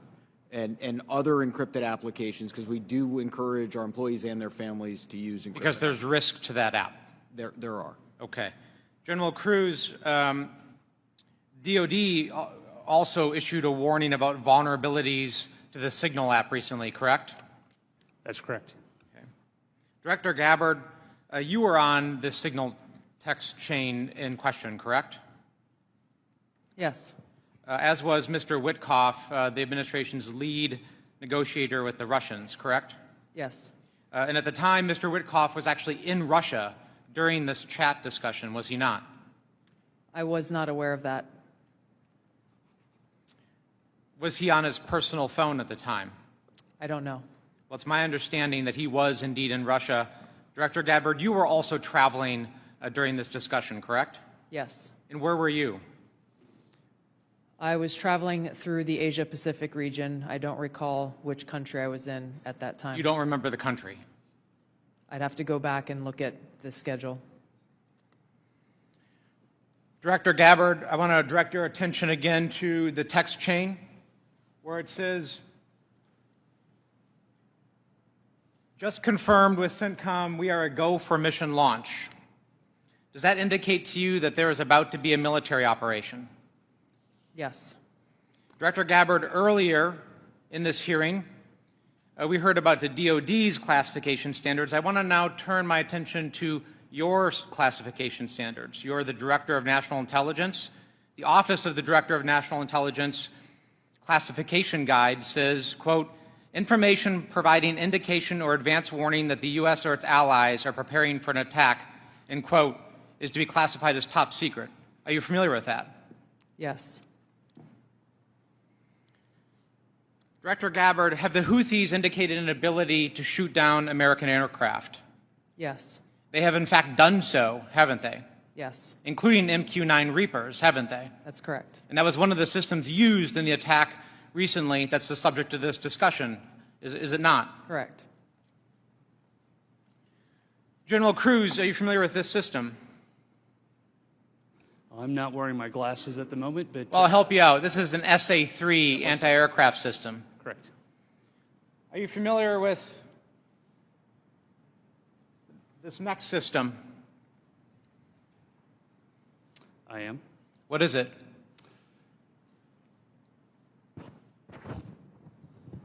I'm going to have to ask you. It's an SA-6. I'm going to guess that this is also an advanced anti-aircraft system, is it not? It is. It was used widely in the Balkans in the 90s, correct? And the Houthis also have this system, don't they? They certainly do. And they've employed it against our aircraft, have they not? They have attempted to, correct. I spent my life in service to this country. I deployed 3 times to combat in service to this nation. I learned in that time in service that responsibility is core to leadership. You accept responsibility when things go wrong. You admit mistakes. You set the standard from the very top. It is completely outrageous to me that administration officials come before us today with impunity, no acceptance of responsibility, excuse after excuse after excuse, while we send our men and women downrange to do incredibly difficult, incredibly dangerous things on our behalf. And yet, nobody is willing to come to us and say this was wrong. This was a breach of security and we won't do it again. It is outrageous and it is a leadership failure, and that's why Secretary Hegseth, who undoubtedly transmitted classified, sensitive operational information via this chain, must resign immediately. There can be no fixes, there can be no corrections until there is accountability, and I'm calling on the administration to move forward with accountability. I yield back. Gentleman yields. Gentleman from Texas, Mr. Crenshaw. Thank you, Mr. Chairman. Thank you all for being here. Good to see many of you again, and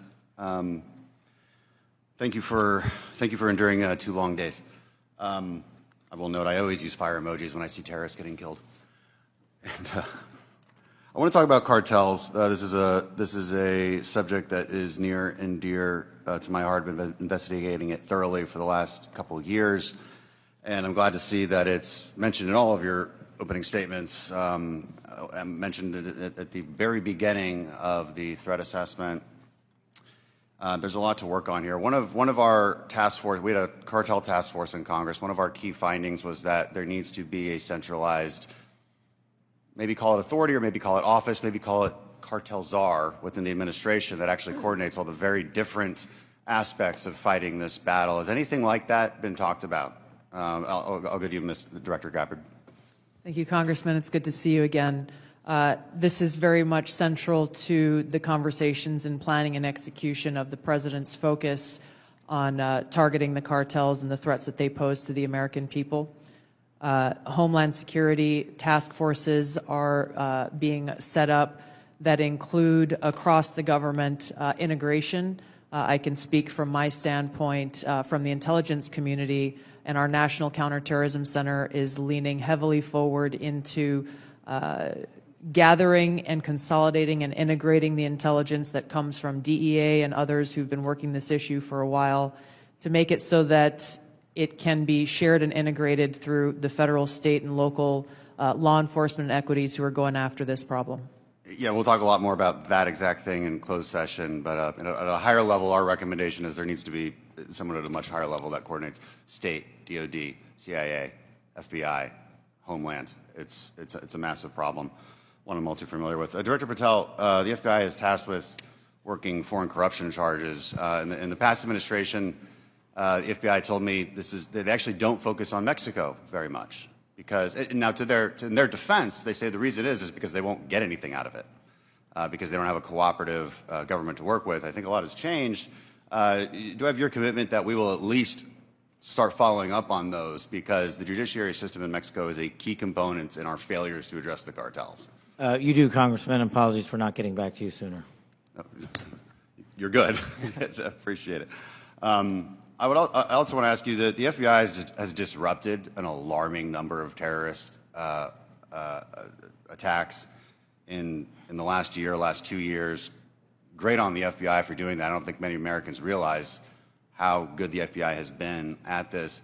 But this also gets to the conversation earlier about FISA 702. One of the main arguments I wanted to argue with my colleagues on this was when you have a warrant process for the query, what you will fail to do is connect the dots between the domestic and the international threat, and those connections are there, as we see all the time. Would you agree with that? That we need to maintain that process in a responsible way, of course. I do, sir. I appreciate that. Director Gabbard, in my remaining time, I want to ask you, because of my, and this may go to our General Cruz as well. Because of my work on energy and commerce, we have an issue there with broadband spectrum auctions, and of course this affects our intelligence community in a very large way, and our DoD. Getting right to the question here, how much, if any, spectrum can the DoD give up without having a significant effect on the administration's prioritization of lethality and deterrence? I'll defer to General Cruz, specific to DOD. I certainly wouldn't want to speak for all of DOD, and I think the committee is already in a fantastic conversation with the DOD on that issue. But broadly, what I would say is DOD has laid out the portions of the spectrum that it believes for both operational capabilities, and in closed session, I am more than happy to walk you through from the intelligence portion of the mission that we do. There are two different portions of the spectrum. We often talk about one, but not the other, and in closed session, I'd be more than happy to tell you why the other portion of the spectrum is important to national security. Sure, and the details are obviously classified, but we can talk about X and S spectrums and get a better idea for the public about, because the public would benefit from telecom having the ability to use some of these. When we look at 5G networks, 6G networks, so it's a conversation that we need to have and a much longer time to do so, which I've run out of. So I yield back. Thank you. Gentleman yields. Dr. Barra. Thank you, Mr. Chairman. You know, I associate myself with the comments of my colleague, Congressman Crow. I'm deeply disappointed in how we're handling this breach of protocol and so forth. You know, every year at the beginning of Congress, we take an oath to office. You know, this is an awesome responsibility to be a member of Congress, to protect our country. We have no greater responsibility than to protect our homeland. And, when I walk into this committee and the honor of being on this committee, I don't see Democrats and Republicans. I see folks that every day want to do the same thing. But as Congressman Crow suggested, the mark of leadership, and we all are leaders in this room, is to accept responsibility when mistakes happen. And that signal chat was a mistake. I'm not here to impugn your character. You were all nominated by the president. You were all confirmed by the president. But we have an awesome responsibility, an incredible responsibility to the American people. And then given that we are the United States of America, we have a responsibility to the world. And this really was a breach of protocol. I'll take you at your word that we are going to do a full investigation of it. Our responsibility as oversight is to understand this breach, understand who leaked information, how that happened, and then hold those responsible. I 100% agree with the chairman in his opening statement. He said, where trust is breached, those responsible need to be held accountable. So do I have, Director Gabbard, we served together, we came into Congress together. Do I have your word when this investigation is fully completed, we will get the full breadth of the investigation? Thank you, Congressman. That would be my intent. I will caveat that by saying that this is being conducted by the National Security Council. I've not gotten any indication that they would try to withhold that, but I can't speak for them. Okay. I also, I see way too much politics when it comes to our national security and our national defense. We've got to keep politics out of this. We're not Democrats or Republicans. We're Americans. We're tasked with the responsibility of keeping our country safe.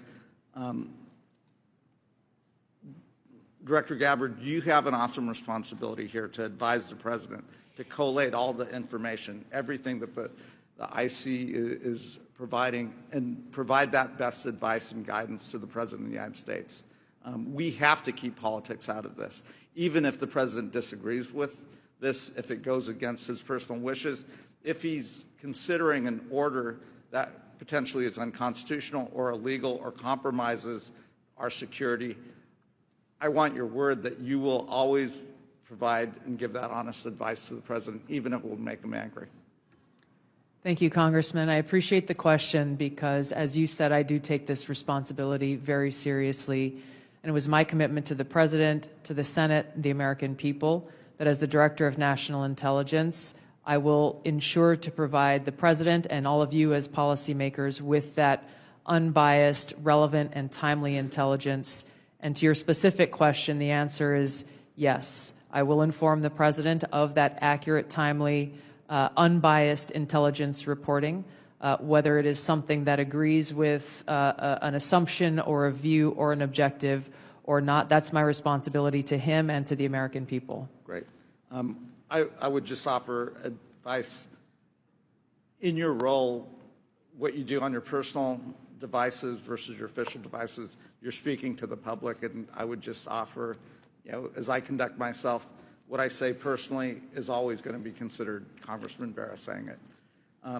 General Hawk, I've appreciated working with you and have a deep concern about our cyber vulnerabilities. And we will go into some of this in the closed session. But Salt Typhoon is something we take very seriously, as well as Volt Typhoon and the compromises. Can you just briefly give us an update of where we are with those two? So, Congressman, we share your concern in terms of the overall ensuring that we can protect the critical infrastructure of the United States. The area that we have been deeply focused on is our ability to partner with industry. 99% of our critical infrastructure is controlled by our industry. So our ability to bring government information to be able to understand what threats look like and the origin of those threats, help inform how industry can defend that and also create the necessary equipment to ensure that we're secure. That partnership continues to grow, and that's really one of our key priorities. And I'll be able to go in closed session into more detail about the specific actions we've done together as an interagency with our industry teammates. Right, thank you. I yield back. Gentleman yields. A gentleman from Pennsylvania, General Perry. Thank you, Mr. Chairman. Thank you, ladies and gentlemen, for your attendance and your service to national security for our country. I'm going to start with Director Patel and then go to Director Gabbard. I'm concerned, like many Americans, about the wide-scale purchase of land, real estate, et cetera, by the Chinese Communist Party or those sanctioned by the party in America, especially those lands proximate to sensitive military sites or sensitive national security sites. Director Patel, I think we can all understand that that could lead to the ease of nefarious activities of numerous sorts. What do you think should be our posture or our policy from a national security standpoint regarding the purchases of these land and the ownership, occupation, utilization, et cetera, by the Communist Party sanctioned use? Well, Congressman, I appreciate the question, and I'm not going to shape foreign or national policy, but from the FBI perspective, if we had federal statutes to enact criminal allegations and pursue those relating to these matters, we would do so. I agree with you that having CCP actors purchasing large swaths of land next to military installations is a national security issue, a major one, and I would highlight to the American public, we're not allowed to buy farmland in mainland China or in Russia. So I don't know why we let that happen here, but that's a personal matter for me.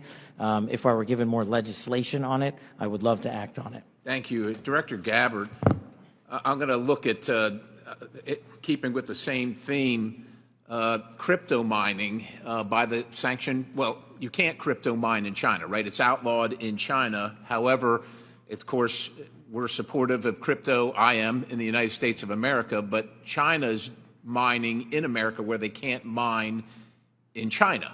And in particular, I'm thinking about one site where the mining was occurring close to intercontinental ballistic missiles, and CFIUS was tipped off by Microsoft. And of course, there are actions ongoing. Should the Chinese Communist Party, sanctioned individuals or interests, be allowed to crypto mine near sensitive military or national security sites in the United States of America? And if not, what should we be doing about it? Thank you for your question, Congressman. I'm not fully aware and up to date on the specific example that you've mentioned, and I'll go and look into that and get back to you further. Right. Absolutely. Look forward to having the conversation with you. Broadly, this is obviously a concern, that any of these activities occurring near or around any of our military sites creates that potential national security risk and the potential for foreign intelligence collection. I'm hoping it's a priority for everybody on the dais there. It is a priority, I think, for the American people, certainly for me. I want to move on in the time remaining with a related topic, which is the hundreds of incidents by predominantly Chinese students, oftentimes called gate crashers. So this includes the two gentlemen in uniform on the dais. I'm going to kind of point to three events that happened just last year. One in Grayling, Michigan. 5 Chinese students are charged for lying and concealing evidence. One in the University of Minnesota, where a drone flew over Newport News and took pictures of classified information regarding ships and classified systems. And then one at the University of Florida regarding the illicit acquisition and shipment of toxins, biomedical drugs, and research supplies to China. In these cases, or most of these cases, we encounter these people and then we release these people. As a matter of fact, in the case of Florida, apparently she found out that criminal charges were being prepared and she dropped out of school and her whereabouts remain unknown at this point. What should be our posture? Because we're trying to follow up after the fact. We're encountering these people, whether they're gate crashers or whether we catch them conducting this illicit activity. We try and prosecute. That takes a lot of man hours, as you know, Director Patel. Is this the best policy, or is there something better that we can do? I mean, the Immigration Nationality Act of 1952 gives the Secretary of State the authority to revoke visas. But should these people be allowed to come to this country in the first place is the question, and what should our posture be? Anybody? In terms of the visa issue, I know that the administration is working on a policy, but to directly answer your question, anybody who utilizes the student visa program to come to this country to conduct criminal activity should never be allowed in this country. And anyone that's doing it here in the United States of America from an FBI standpoint will be vigorously investigated and will use the expulsion or criminal process on them. I yield, Mr. Chairman. Gentleman yields. Ms. Plaskett. Thank you very much, Mr. Chairman, and good morning to the witnesses.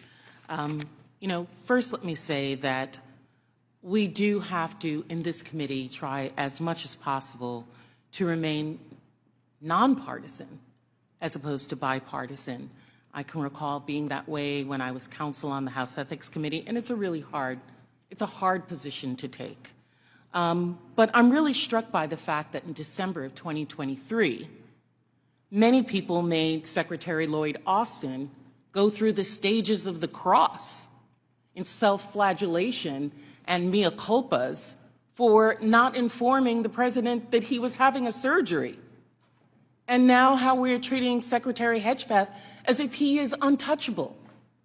Mike Waltz, when he was a member of Congress, went in the Committee on Armed Services to talk about and slammed Austin for holding himself to a different standard than the American people.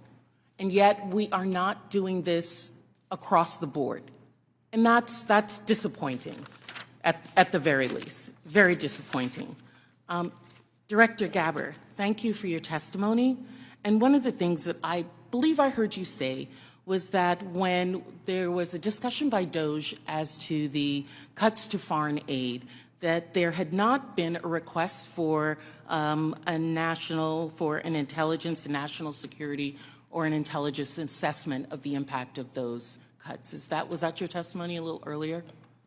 Congresswoman, I have not seen any kind of actual official assessment either within the intelligence community or outside of it on what the effects of those cuts to USAID programs has been. But it was not requested by DOJ of you or of any of the areas in which you have oversight over? I'm not aware of any requests. Okay, great. Thank you. I know that there has been some open source reporting on what the effect of those cuts are. I mean, when we think about several examples, Kenya, our strongest regional ally in the Horn of Africa, and a key partner with us in the fight against terrorist group Al-Shabaab. And, according to the Washington Post, that's not definitive, and we can talk about this in closed session. Some Kenyan journalists are now being trained by Beijing, mirroring the U.S. programs that have been cut by the administration. Director Gabbard, is letting China train Kenyan journalists going to make Kenya more or less receptive to American requests of the Kenyan government, do you believe? As you said, Congresswoman, our relationship with Kenya has been very long-standing. So do cuts of ours to train journalists in Kenya make them more or less, and Beijing having that make them more or less receptive? Clearly there is strategic competition taking place. I'll withhold my personal view to look at an official assessment. Well, I was asking for your director view, not your personal view. And then, additionally, we have ended Voice of America, which provided accurate, unbiased news, in our opinion. Meanwhile, St. Petersburg University has announced that it's opened 11 Russian language centers across Africa that pay special attention to the promotion of traditional Russian spiritual and moral values. Director Gabbard, is Russia a friend or a foe? Are they our friend or our adversary? They are an adversary. Thank you. I believe that this reckless cuts make terrorism and our influence in Africa, which is on the front lines of terrorism, a real threat to us, and we need to be careful of it. Director Patel, one of the benefits of being here kind of in the middle is I get to hear other people's testimony and the questions that are asked. I know that Mr. Carson asked you questions specifically about the Counterterrorism Division. And we know that there has been some open source reporting that says that individuals within that division have been removed or been moved, not necessarily fired, but moved. Do you know if that is correct? I don't have any personal information on that, but people within the CTD component, which is a large component of the FBI, move all the time. And have they been moved? Are you able to get that information to us, whether they have or have not been moved? I'll go back to my team and see who has been moved. If you have a particular interest, we'll share it with you. Of course, we have an interest in counterterrorism division and movement of individuals within that. Because one of the other things I'm concerned about is you have stated, I believe in other areas, that the disbandment of certain sections of the FBI related to intel and breaking up components. Can you explain to us how you intend to do that, or what you would like to do and why? My intention is to reprioritize counterintelligence authorities and cyber capabilities to focus on violent crime and national security, and that's what I'm doing. The gentlewoman's time has expired. Thank you. The gentlewoman from Missouri, Madam Ambassador, Ms. Wagner. I thank you, Mr. Chairman, and I thank all of you for being here and for your continued service to our country. Director Ratcliffe, you have repeatedly stated that China is our top national security threat, and I agree. What was the biggest gap in intelligence collection toward China during the previous administration? Good to see you, Congresswoman. I think our collection against China as a hard target in the prior administration was lacking in several areas. I would say primarily in human collection and also with regard to the processing of open source information relating to China. I think part of that relates, Congresswoman, to the policies of the prior administration about treating China as a pacing competitor, I think was the word, as opposed to an adversary. So one of the things in my focus as CIA director, which carried over from my time as DNI, in seeing all of our intelligence, seeing that China is our greatest geopolitical threat, and focusing the CIA specifically more directly in all areas of our collection on China as a hard target. Well, and I'm grateful to hear you say the words open source. So as I hope that all of you may be aware, I am honored to be the chair of the new Open Source Intelligence Subcommittee for HPSI. It is the first time this committee has focused specifically on an intelligence discipline, I'll say. We established this subcommittee because private companies, researchers, and most importantly, foreign adversaries, as we speak, are taking full advantage of the explosion of commercially available information. HPSI has taken a stance that OSINT, open source intelligence, should mature as a primary discipline on its own accord. Director Ratcliffe, your agency kind of produces the lion's share, I'd say, of OSINT. Do you agree, sir, that open source intelligence should mature to be a primary discipline? Absolutely agree. So as you know well, Congresswoman, the CIA is the functional manager for OSINT, just as we are the functional manager for HUMINT across the IC. And OSINT, open source intelligence, reaches, frankly, policymakers as the most cited material in the President's daily brief as part of a long list of tailored production that we do. By a large percentage. But also, as you know, and as you've pointed out, Congressman, until recently, one of the greatest weaknesses with regard to OSINT was that the collection was so large that it was daunting for use by mission partners across the IC. So the CIA's open source enterprise pioneered the use of AI to triage that collection as it comes in. And what that allows us to do is to summarize collection from over 225 languages into English and to put that in the hands of policymakers, again, showing that the CIA is focused on using technology to tackle some of the challenges to intelligence collection. There is so much innovation in technology in this, and the investments being made across the IC to purchase data, but it appears to be in silos, to be perfectly honest, and lacking maybe an integrated approach. I believe that that is because there, frankly, is no clear lead for OSINT in the IC. And as part of my oversight responsibilities, I plan to review the various ways in which the intelligence community buys commercially available information, to determine if there is a more efficient, cost-effective approach, especially when it comes to the taxpayer's expense. Director Gabbard and then Director Ratcliffe, can you, and in my brief time, quickly share your thoughts on which agency should be the primary organization to manage OSINT and why? Thank you, Congressman, and thank you for your leadership in this area. I look forward to following up with you in detail, but the Office of Director of National Intelligence is tackling exactly the problem that you've identified, that we have multiple elements across the intelligence community essentially wasting taxpayer dollars by contracting separately to get after the same collection of OSINT and commercially available intelligence. So this is something we're actively working on and look forward to working with you. And do you agree with Director Ratcliffe that this should be a key discipline? Yes, I do. Thank you. My time's expired, Mr. Chairman. I yield back. The gentleman yields. Mr. Gomez. Thank you, Mr. Chairman. So I want to make a few things clear before we move on to other questions regarding the Signal chat.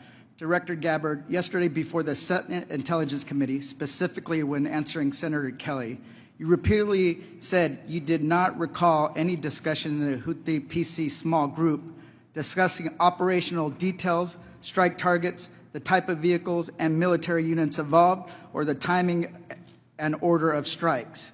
Do you stand by your testimony from yesterday that you do not recall any of the discussions regarding this type of classified information? Yes or no? My response in the Senate yesterday, yes, I stand by that response. Obviously, the release of the screenshots that came from that chat group today were a refresher on what happened. As I said earlier, I was not involved with that portion of the chat, so it did not come to my recollection yesterday. Thank you. So I take that as you stand by your do not recall yesterday stance when it was you're asked those questions. You've been in office 43 days. Director Ratcliffe has been in office 62 days. This was considered the first major military operation using lethal force of the Trump administration. Was this the first? This was probably the first time that you've been involved with a discussion like this on a thread. It was not discussing. You were not on a group chat discussing where we're going to go for lunch. You're discussing putting men and women of the armed services in harm's way. That's a major decision. So, and when did that happen? 10 days ago? Okay, I'll answer that. It happened 10 days ago. Here's the point. Like something of this magnitude, it's something that you would not forget. It's something that most people, if you're taking this job so seriously, that you would not forget. I mean, since I've been on this committee, there's been days that I have woken up in the middle of the night from the things I learned in SCIF. So deciding to use military force is something hard to imagine. So the do not recall doesn't pass the smell test. It makes it, it's unbelievable that was the case. So that's what the American people don't understand. And I know a lot of folks in this administration were saying that they're going to take on the establishment and drain the swamp, but you have become that swamp in a matter of days, not weeks or months, days. So one of the things we're going to look into is what actually occurred, because the American people deserve a full accounting. Additionally, the main person who was involved in this thread that a lot of people want to talk to is Secretary of Defense Hegseth. And a lot of questions were brought up regarding his drinking habits in his confirmation hearing. To your knowledge, do you know whether Pete Hegseth had been drinking before he leaked classified information? I don't have any knowledge of Secretary Hegseth's personal habits. Director Ratcliffe, same question. Yes or no? You know, no, I'm going to answer that. I think that's an offensive line of questioning. The answer is no. I find it interesting that you want to. I'm going to answer. You asked me a question. You want an answer? No, listen. You don't want to focus on the good work that the CIA is doing, that the intelligence community. Director, I reclaim my time. Director, I reclaim my time. Here, I have huge respect for the CIA, huge respect for our men and women in uniform. But this was a question that's on the top of minds of every American, right? He stood in front of a podium in Europe holding a drink. So of course, we want to know if his performance is compromised. If people were asking if the General Austin was compromised because of a heart issue. Was his performance compromised because of a successful I yield strike? back. Mr. I bring my You want to know? reclaim my You want to time. talk about I accepting reclaim my responsibility? time. Do you think you I should reclaim my accept time, responsibility Chairman. for a Let successful me ask strike you- to make Americans safer? I You want to reclaim my focus time. on. I reclaim my time. So here's the thing. This is serious. As somebody, we've been briefed in this committee about using Signal. One of the things they basically said, the most secure phone call, the least secure text messaging. And we know that your people, Russians, Chinese, are on your phone. Gentleman's time's expired. Gentleman from Virginia, Mr. Klein. Thank you, Mr. Chairman. I'm going to give the director the ability to respond without being interrupted by his questioner. I appreciate that, Congressman. I guess, just a general reflection here, again, that for the last 2 days, members of the intelligence community have been asking questions about a Signal messaging group and not asking questions from Democrats either in the Senate or the House on China, Russia, Iran, and the real threats that are going on to the United States. And you can say that you care about the good work that agencies are doing like the CIA and that you care about 140 stars on the wall. But no one's asked me about my second day on the job here, where I lit the fuse that led to a foreign government participating with us to capture one of the senior planners of the Abbey bombing that killed 13 Americans. And in the process, we worked with a government that previously hadn't, that hadn't cooperated with us on counterterrorism matters.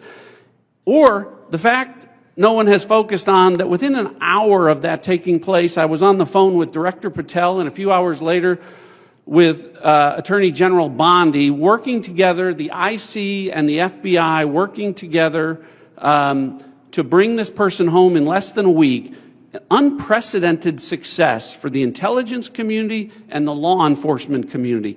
Exactly representative of the kind of work that we should be doing and the kind of work that an oversight committee should be asking about. But instead, we're getting questions about whether or not someone has drinking habits. I just wish in an annual threats hearing where the American people want to hear about threats, that's what we would be talking about. Thanks for the opportunity to clarify. Absolutely, Director. I want to thank you and all the people who work with you and all the witnesses and the men and women, the brave men and women who are putting their lives on the line each and every day for this country. And to the military as well, we are grateful and we recognize the sacrifice and dedication. Director Ratcliffe, you talked about China being our top national security threat, and I want to go to what really is the most active and persistent threat. It's related to cyber. It's related to the People's Republic of China cyber activities, Volt Typhoon, Flax Typhoon, Salt Typhoon, targeting U.S. critical infrastructure, targeting critical infrastructure overseas, compromising U.S. telecommunication companies, and I want to ask Director Gabbard, there are also regular compromises of government networks in the defense intelligence base. The Chinese are acting with impunity and targeting the United States. Clearly, the last administration had no effective deterrent strategy. Considering a whole-of-government approach to leverage legal export control, trade, and other levers, is there more that the U.S. can be doing to deter China's cyber aggression? Thank you, Congressman, for your question. In short, the answer is yes. Much of that relies on our intergovernmental planning and operations, but also very closely integrating with our private sector partners. This is essential for us to be able to harden our own cyber infrastructure, our own critical infrastructure, and to look at what our capabilities, both defensive and offensive, are and how those should be used. If I may, Congressman, I'd just like to address Congressman Gomez's maligning of my reputation and not giving me the opportunity even to respond to his accusations. What occurred in that Signal chat was an update to national security cabinet members that was also issued around the same time as updates to our foreign partners and allies in the region. There were no sources, methods, locations, or names of targets that were included in that chat. The decision to conduct this operation had been made long before that conversation took place. I do take my responsibility very seriously and played an integral role in providing the intelligence community's assessments that led to the ultimate decision by the President to conduct an operation, which, by the way, was very successful and continues to be very successful. I was traveling at the time, and I was not playing a very specific role, as these chats reflect, in much of the conversation that took place there. Secretary Hegseth, in my experience, has continued to operate in the way that President Trump's confidence in him inspires, which is in the best interests of the American people and our war fighters and ensuring our national security. I think it's wrong to impugn him, especially at a point where he is not here to defend his own honor. Thank you, Congressman. I agree with your assessment and support for the Secretary, and I yield back. Gentleman yields. Ms. Houlihan. Thank you for the time, and I struggle, and if you look at my notes, I've changed my mind about 1,000,000 times what I'd like to talk about. I'd like to first start with Director Radcliffe. I find it offensive for you to accuse me as a Democrat of not caring about national threats. I very much wanted to talk about those, in fact, had prepared questions in advance of this hearing about those threats, specifically about biosecurity and bioterrorism, but I don't have time to ask those questions because the threat is in the House. The threat is across the dais, and I need to ask these questions. It's my job to ask these questions of you. Because when I served in the military and I served in classified environments, had this happened to me, I would have walked my resignation in immediately. This is not okay. Communicating these sorts of things in Signal is not okay. Targets, times, those kinds of things are absolutely classified, and we all know it. I know it. These people know it. You all know it. And the fact that we're having to have these conversations now means that I can't ask the questions that I need to ask about things like bioterrorism and biosecurity. And so I'd like to put you in check as well, sir, because you can't assume who I am any more than I can assume who you are, sir. I would like to move my questions, however, over to Director Gabbard, because you are the DNI. You do have an obligation and a responsibility. I'm going to speak to you specifically about the fact that you have spent much of your 40 days talking about the importance of making sure that we don't reveal classified information, making sure that we don't leak information. You're a former battalion commander in the Army. I don't think that you would have necessarily appreciated the kind of leaking of information that I believe absolutely did happen in this Signal channel and is worthy of a further investigation. In fact, this committee established something called 50 U.S.C. 3235A, and this committee, on a bipartisan, apartisan basis, requires you, the DNI, to swiftly notify Congress and the Intelligence Committee if you're aware of any sort of significant unauthorized disclosure or compromise of classified information, which I would argue this has all of the markings of being that. And so if you, as the DNI, see such a thing anywhere within your organization's purview, you have the obligation to begin an investigation to report back to us on that. Would this seem to qualify to you as something worthy of that investigation?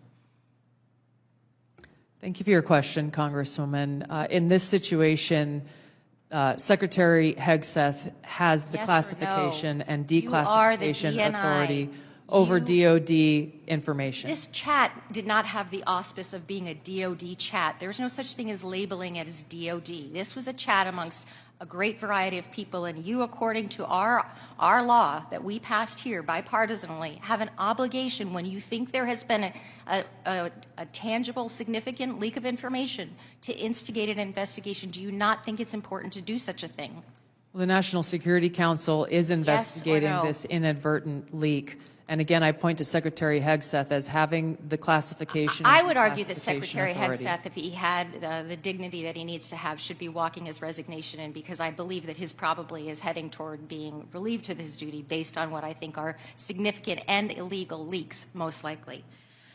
I would like it if you would please commit to this organization that you will follow the law, and I would like it if you would also investigate what is likely to be more than just this chat, because if there's one, there's more than one. If there's smoke, there's fire. Would you please obligate yourself and your organization to that investigation? Yeah, Congresswoman, yes, I will follow the law. Thank you. I appreciate that. And Director Patel, I learned just recently that you only heard about this yesterday, which blows my mind since I heard about it 2 days ago, and I'm just a low on the dais, junior chipmunk here. Did you really only hear about this yesterday? The exact timeline I'm not aware of, but yeah, I think it was yesterday or the night And now before. that another day has passed, do you Well, believe, actually, it was the night before the hearing. now that another day has passed, do you believe that it's now time potentially for the FBI to open an investigation into this? I'm not going to comment on that Because you're the director of the FBI, you don't believe it's appropriate to comment on that? because there's a process in place. There's an ongoing litigation, and the National Security Council is reviewing this matter. And I'm not going to discuss any open or closed That investigations. ongoing investigation, literally, the lawsuit happened today or yesterday afternoon, and the idea that you don't have an opinion on this at this point is frustrating to me. No, it's not. My I'm not final going to question, prejudge any reclaiming my matters, time, my and the men final and women of the question, reclaiming FBI my will time, reclaiming call my the time, balls and strikes. Reclaiming my time, not sir. you. Sir, Mr. Chairman, I'd like to have... Gentlewoman's recognized. You have Thank 4 you. seconds remaining. No, I have more than You have that 2 because seconds Mr. remaining. Patel would not acknowledge Gentlewoman's time has expired. Mr. Stubbe. Thank you, Mr. Chairman. Director Gabbard, were there any sources described in the signal chat? No, Congressman. Were there any methods described in the signal chat? No. Were there any locations? No. Therefore, due to the fact that there were no sources, no methods, nor locations described in the signal chat, it does not make the discussion classified. Is that correct? That is up to the Secretary of Defense determination. The Democrats are obviously making the assertions that what was in the signal chat was classified and claiming that Secretary Hegseth put this war plan out to the world, which he clearly did not. Were there any names in the signal chat? No. Any targets? No. Any locations? No. Was there a unit name or a location of that unit? There was not. Were there any routes described in the signal chat? No.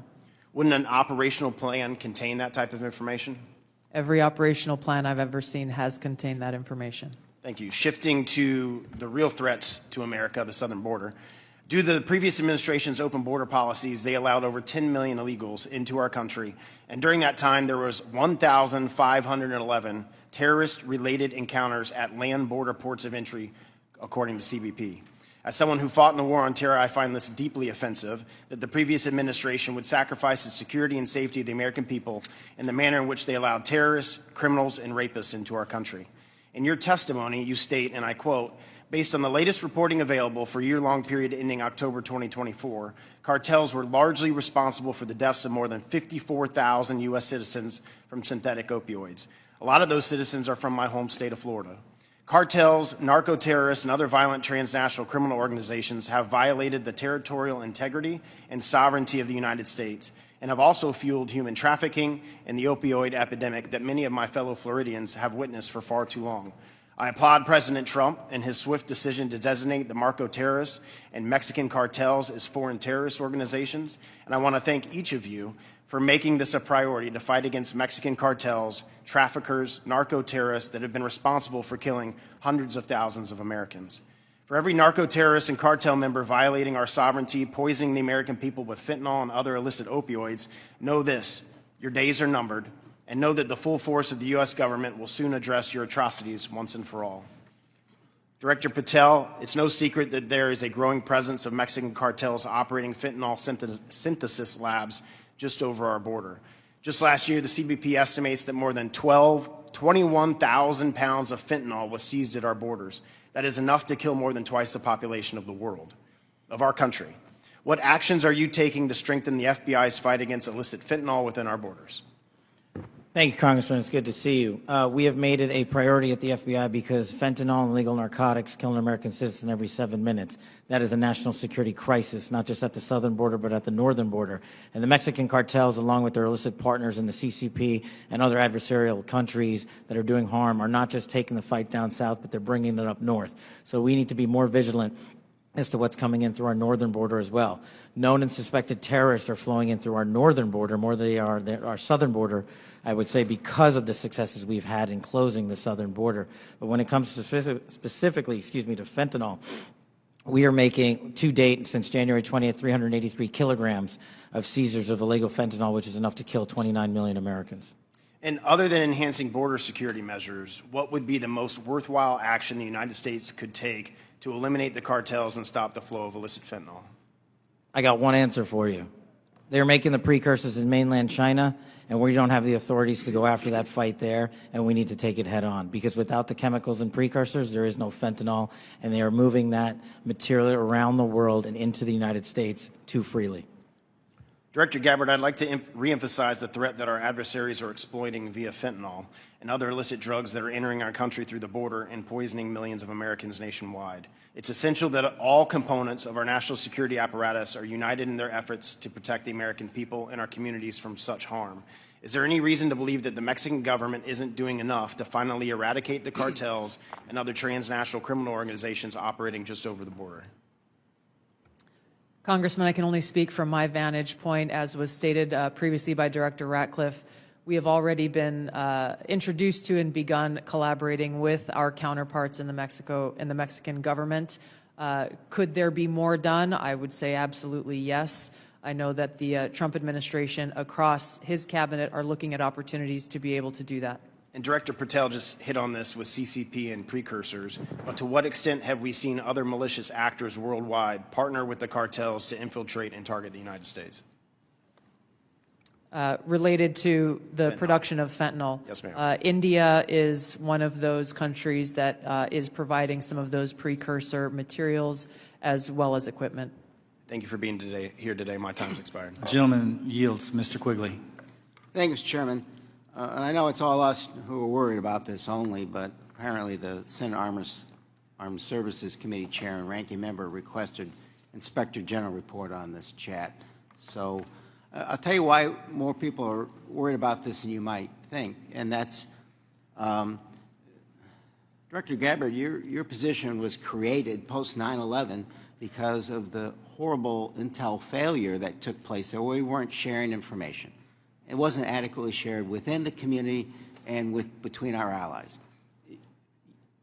We have to believe that our allies look at this as a colossal mistake and will at least hesitate to a certain extent, wanting to share sensitive information with us that keeps us safe because they're worried about their sources and methods as well. Wouldn't you be at least somewhat concerned that our allies would look at this and say, that wasn't the perfect way to communicate? Congressman, thank you for the question. If that information that was put out in the chat by the Secretary of Defense had included specific sources and methods and targets and names, then the answer would be yes, but that was not the case. Let me stop you there because there's such a limited time. Generals, look, you're here because you got tough spots, so I have to put you on the spots. You're passing information like this just within your agency, and you know that it's going to include, we are go for mission launch, Houthis, sea lanes, the information about the weapon systems. That gets to the Houthi military commanders. Doesn't it make you think they're at least going to say duck? Thank you for the opportunity to weigh in on the issue. Yes, if we were collecting this on our adversaries and we're able to get this information as was asked of General Hawk earlier, we would consider that classified, but it's classified under the collection piece. The data that we're talking about here is the operational data, not the intelligence data. Respectfully, sir, just because we have limited time. Secretaries. The Houthis military leader is going to duck when he hears this, or he's going to take some action, or he's going to try to shoot our planes down, right? If he has actionable intelligence, he will certainly use I'm talking about this intelligence. You don't think he can figure out? Houthis is mentioned a couple times, sea lanes. They show the weapon system. At least it's a credible warning to him. I would offer the Houthis' defensive position has been constant since the 15th of March. All right. General, I'll just take a whack at it. You're the Houthis' military leader. You get this information passed on to you. It doesn't make you at least take warning? I would, Congressman, I think from the Houthis' perspective, they do have air defense equipment, and they would be able to detect aircraft when they're entered into the Red Sea, and certainly when we have our intelligence aircraft operating over top their country. They'd be able to detect that activity. But being forewarned is extraordinarily important. I'll take another stab at it. If just language like this in a different context, okay? But just within your department, sir, your people are passing this information. Do you advise them maybe they don't use Signal on this? Are there other forms? Obviously, they're going to be more secure. What I would offer is the data that we would be passing would be the full target packages and the full set of operational information. Okay, but even if it was just this, do you really want to give the possibilities that they could be breached, hacked, and they would get this information? Wouldn't you, even with just this, sir, respectfully, wouldn't you want to use a more secure means of communicating? I think what I would offer are two things, and hopefully they're helpful to you. One of them would be, in addition to that full package that we would talk about, when the Secretary extracted individual details from that and provided those on Signal, whether individually or in aggregate, that is his decision of what is classified and what is not from an operational aspect. And that's probably the most important relevant piece to there. And I would echo what we've said before. It's the Secretary's authority for the just give me, there's more secure ways of communicating any of this, right? There are, and our adversaries have General, there are, right? To intercept. There's much more secure means that you use, even if you don't think that this is, or you don't want to stick your head out on it. What I would say is the full packages were transmitted within classified, within traditional classified. But this could have been transmitted in a classified way as well. Thank you. Gentleman's time's expired. The gentleman from Arkansas, the distinguished chair of the Financial Services Committee, Mr. Hill, is recognized. Thank you, Mr. Chairman. And let me say, Director Gabbard and Director Radcliffe, it's so great to have you back in the Longworth House Office building. The food's the same, but you're welcome anytime. Director Radcliffe, you know, we've served for 10 years together. I'm certainly aware of your extraordinary service at the DNI and here in Congress. And I just have a couple of follow-up questions on this topic of the Signal chat. Were there any war plans distributed in that Signal chat? No, Congressman. And were sources and methods that would compromise our intelligence system or your agents in the field around the world, were they discussed on the Signal chat? No. I appreciate that. I just think that's an important thing to have on the record. Director Patel, I co-chair the Americans Wrongfully Detained American Hostage Task Force here in the House, and I just in fact left Tigran Gambaryan, a former FBI official who I helped get out of prison in Nigeria last year. I just left him a few minutes ago. You've you know this issue very, very well, and President Trump's made such a commitment to bring Americans home. There's some 30 Americans still wrongfully detained or held hostage abroad. Is the FBI committing to work through its officials in our embassies around the world to bring those Americans home? Thank you, Congressman. And as you know from my prior service in the prior administration, President Trump brought home over 50 hostages and detainees worldwide, and that effort is being redoubled now until every single American is home. And the FBI, from my perspective, has been given a directive that any wrongfully detained or captured person overseas is a priority to bring back. We're so grateful to the President for making this a priority. We don't want our citizens that hold a blue passport to suddenly be a target in all their interactions around the world. That's wrong, and I'm glad President Trump's made it a priority. I look forward to working with you on that. Since November of 2023, I've been pursuing aggressively in this committee the U.S. government's policies and procedures for handling border encounters, specifically known or suspected terrorists. To quote former FBI directors, testimony before the Senate, there are blinking lights everywhere of concern. But despite my numerous attempts, including multiple briefing requests, letters, legislative provisions, a GAO report requested, the prior administration refused to provide requested information and data on what the public now knows was a very dangerous situation along the U.S. borders that President Trump now has as a priority of fixing. In January 2024, there were 176,000 encounters along the southern border, with 51,000 occurring at ports of entry and 124,000 between ports of entry. Comparing that to the work just in the first few weeks of the Trump administration, total encounters are down to 61,000 along the border, with 32 at ports of entry and 29,000 between ports of entry. For the record, that's a 60% reduction. Director Patel, since President Trump took office in January, as we've seen these plummeting border encounter numbers, has the country seen a drop in known or suspected terrorist encounters at the border? Thank you, Congressman. It's one of the issues I really wanted to address today. And I think the country deserves to know that known or suspected terrorists, KSTs, are coming in with much less frequency at the southern border. In fact, if my information is correct, 2 since January 20th. And they are coming in with much greater frequency in the northern border, and since January 20th, that number is 34.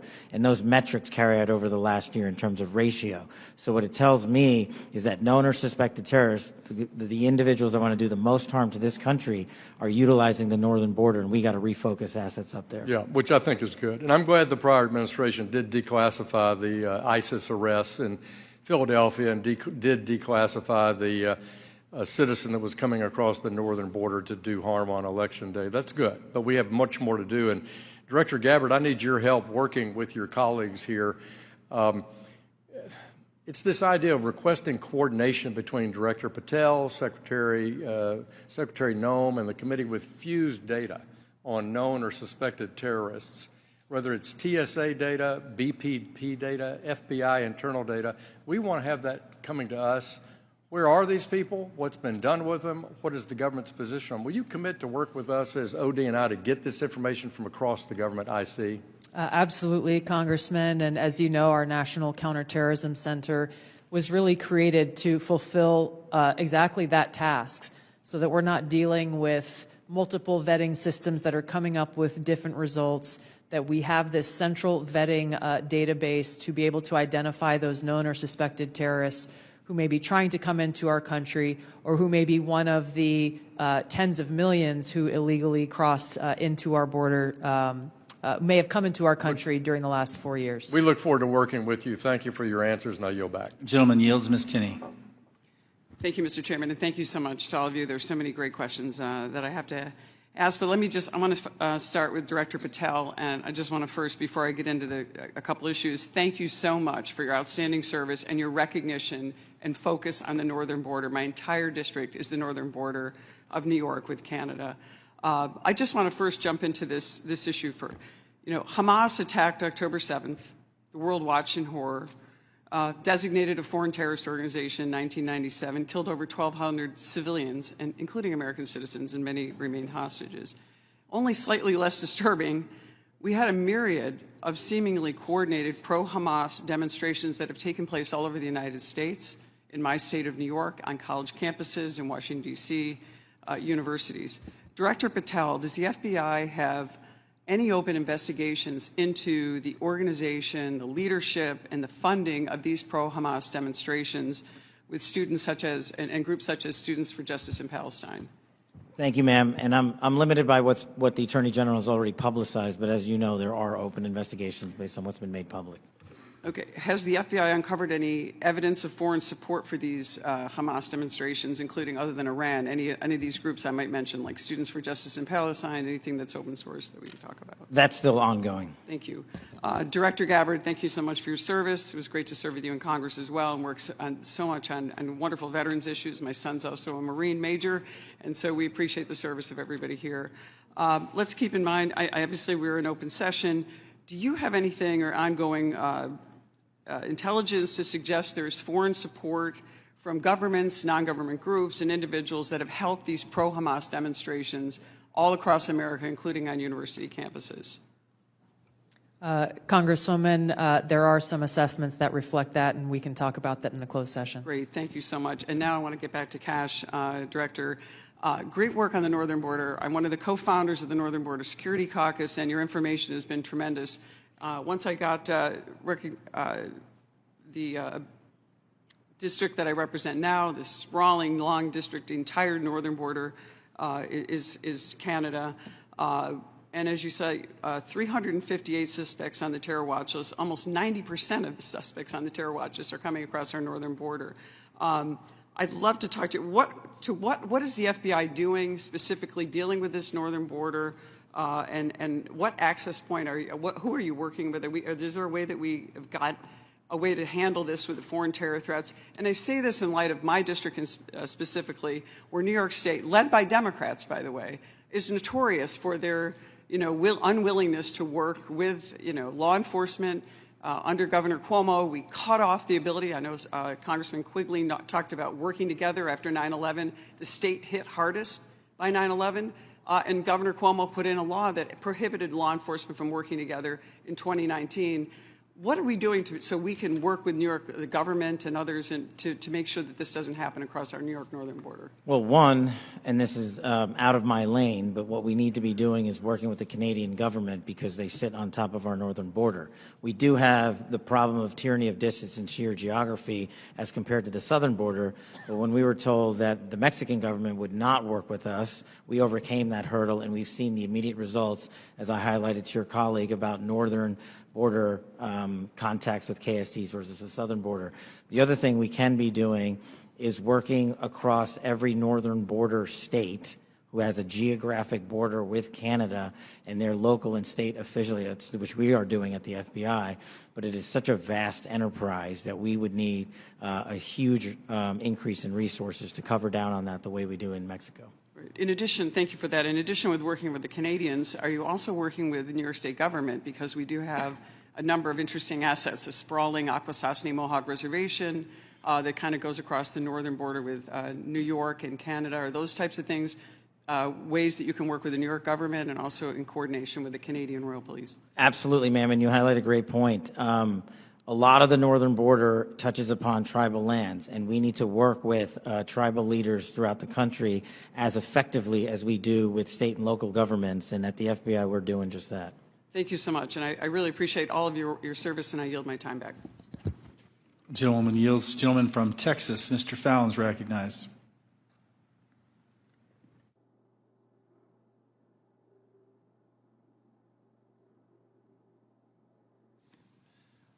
Thank you, Mr. Chairman. I appreciate it. Director Patel, many of us had grown, increasingly alarmed at the sheer number of foreign nationals we're seeing caught spying on our critical infrastructure or, near sensitive sites in the country. One example is a Chinese national who was flying a drone, allegedly flying a drone over Vandenberg and taking pictures of the base. He was arrested in the San Francisco airport not that long after.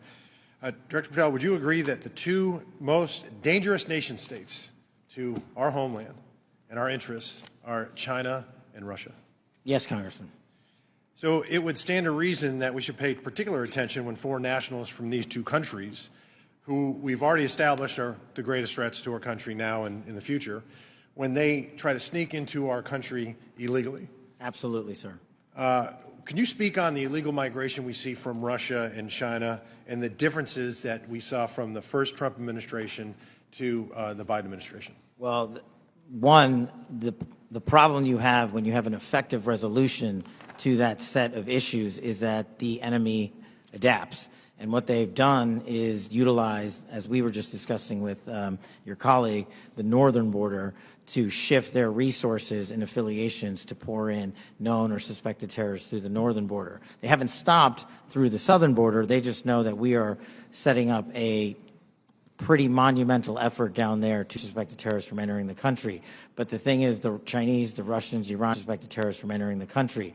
But the thing is, the Chinese, the Russians, Iranians, and other adversaries are utilizing their partners just like they are doing in terms of how they move illicit fentanyl precursors into this country, they're moving humans in the same fashion, and we need to treat it as such. Did you see an increase from the first Trump administration to the Biden administration on Russian and Chinese nationals crossing the border? Did it increase or decrease?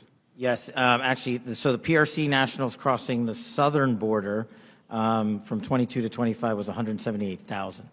And I don't have the number for the northern border, sir, but I'll get that to you. So, well, yeah, what we found was that there was actually a market increase, alarming, with the Chinese illegal migration increasing 527% all in, and Russian 2,400%.